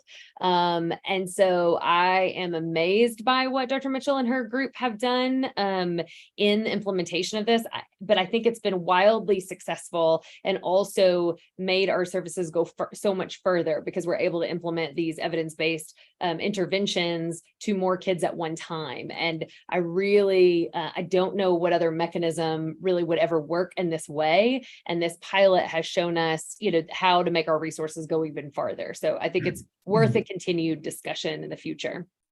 All right, no, very, very good.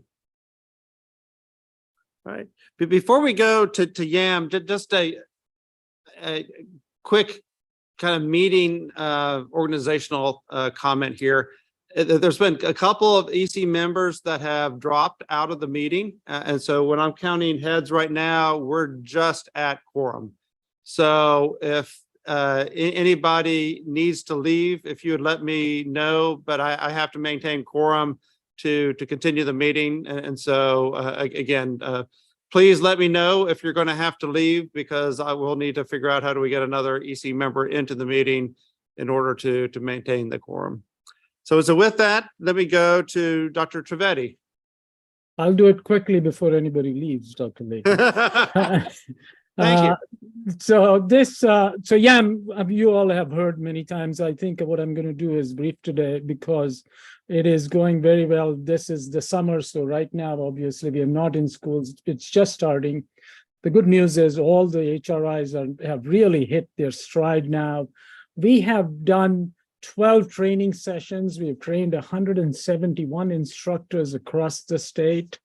And there is another 2 training sessions scheduled upcoming.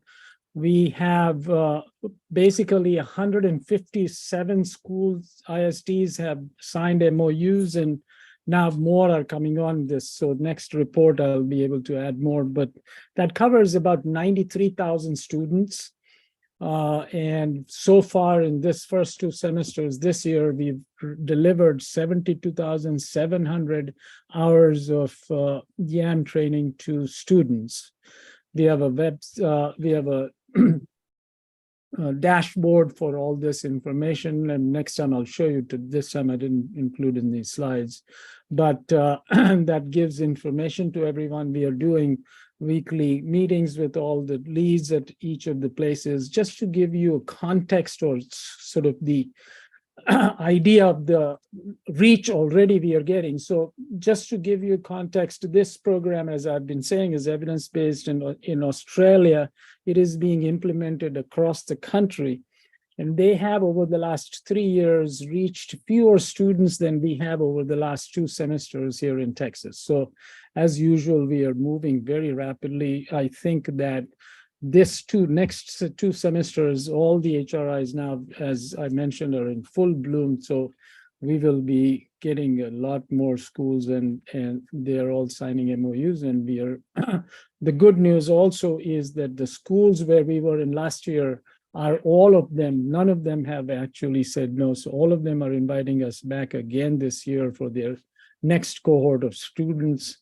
And now this year, we will also be engaging their staff to become wellness ambassadors, who will be like the analogy I give is like the sports coaches. These will be mental wellness ambassadors who will be available on campuses to provide resources as well as support for students and connect them to care or connect them to counselors, TChat, etc.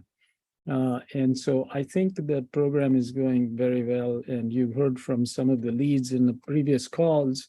They are all still active and still working with us very actively. So I don't have much more to add. But the other thing is we've been meeting with ESC leadership, with parents and teacher organizations, and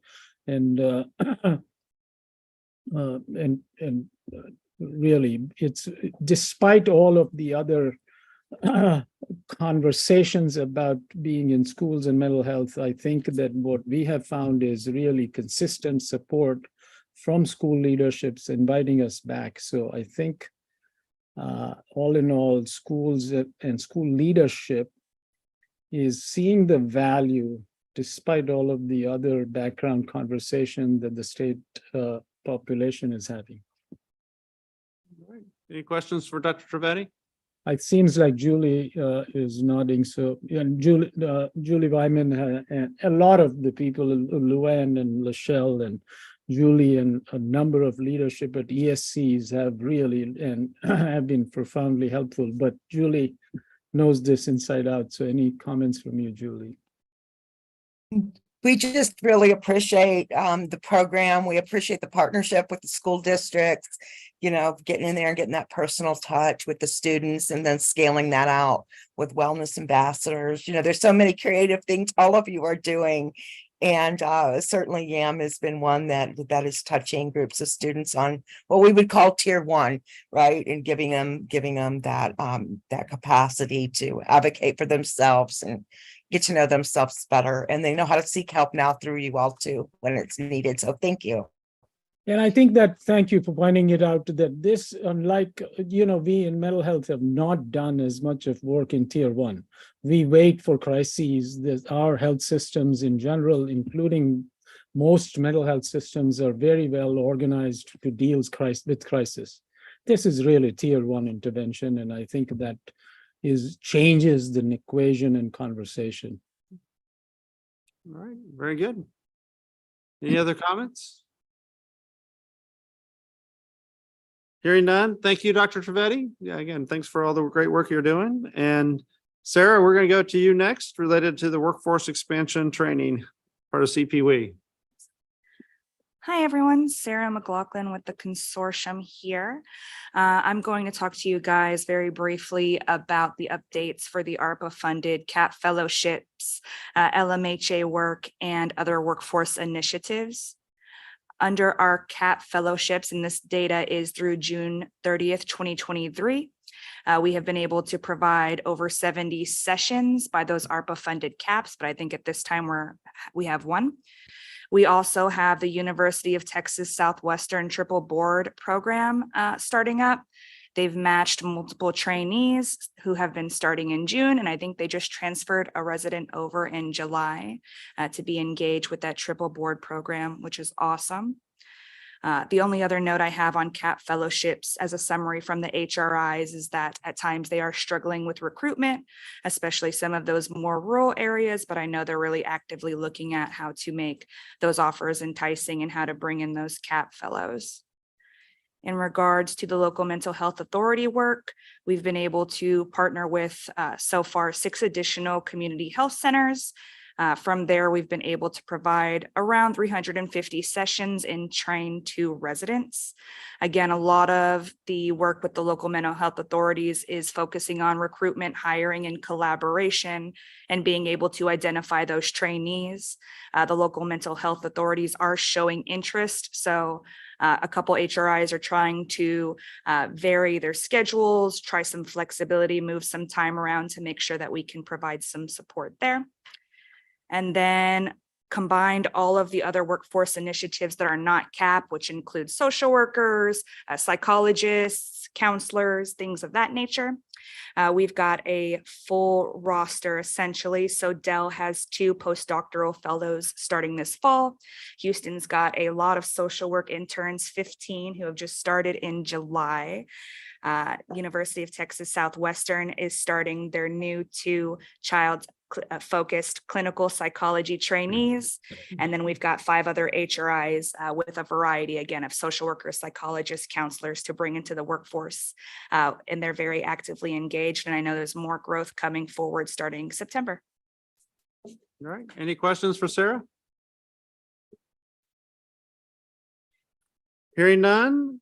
Dr. Nemiroff. I guess I'm the only thing standing between you and getting a break, so I'm going to try That's- and be brief. You are absolutely correct. You're cleanup. So I'll be brief. The purpose of the trauma-focused CBT training project is to train clinicians at each of the 12 CTRN nodes in trauma-focused CBT in anticipation of the next phase of CTRN, in which we will provide trauma-focused CBT to traumatized youth and track the long-term impact on youth health outcomes across Texas after being provided with this evidence-based treatment. The first step was expanding the hub leadership team to include child psychologists Dr. Cody Dodd at UTMB and Dr. Lynn Minot at UT Austin. Doctors Dodd and Minot are experts in childhood trauma, and they are providing the oversight to the CTRN treatment team and hub. The next step was to identify therapists at each node and provide rigorous and standardized training of trauma-focused CBT delivery in order to ensure fidelity to the treatment model. As part of this training process, clinicians at each node of CTRN have been required to complete an official TFCBT certification, which involves completion of a 3-day seminar, web-based coursework and testing, and 6 months of twice monthly consultation calls with an outside TFCBT trainer. Throughout this process, Doctors Dodd and Minot have provided the team with additional training, consultation, and supervision in clinical issues that are often faced by traumatized youth, but not directly addressed by TFCBT model directly, including management of co-occurring issues such as suicide risk, coordinating care with other professionals involved in the youth's care, and responding to childhood welfare issues such as ongoing abuse and neglect. Since receiving the ARPA funds for the initial trauma-focused CBT training, 26 total therapists have been identified across the CTRN nodes, and all are actively engaged in TFCBT certification process. All completed the web-based coursework and testing, 3-day seminar, and are participating in the consultation and supervision calls. Most will have completed the entire certification procedure by the beginning of the next CTRN biennium, and we anticipate all therapists completing the entire certification process by late in 2023. 28 traumatized youth have received more than 100 visits so far. Most visits have been telehealth, which has enabled youth across the state to connect with trained clinicians in geographic locations to which they would not typically have access. The training of clinicians in TFCBT will ultimately enable hundreds of traumatized youth across Texas to receive the gold standard evidence-based treatment for child trauma, stress-related mental health problems. And I wanted to give a shout out to our colleague Luann Southern, who was incredibly enthusiastic when I first came up with this idea. So Luann, thank you for your support. We're very excited about this program. All right, any questions for Dr. Nemiroff? Luann? So Dr. Nemiroff, thanks for the shout out. I just want to say that, Laurel and I were having a side conversation. The importance of being able to train child mental health therapists across the state on trauma-focused CBT is so important. And so the fact that we're able to do this is great. We also know that there's turnover in those therapists. And so being able to train people and retain people who have that expertise will be really important for us as well. So I just wanted to say that. I mean, this is good for kids in Texas for sure. And it's good for therapists to get to know a new way of doing business and a new procedure that will help lots and lots of kids and families. So we just have to retain these therapists. All right, very good. You bet. All right, any other comments? Hearing none, I again want to thank everyone for the time. This has been a little bit one of our longer meetings, but we had to have the elections, and again, I thought it was important to go through the ARPA projects, not having just the summary like we've done before, but have the people that are in the trenches doing it.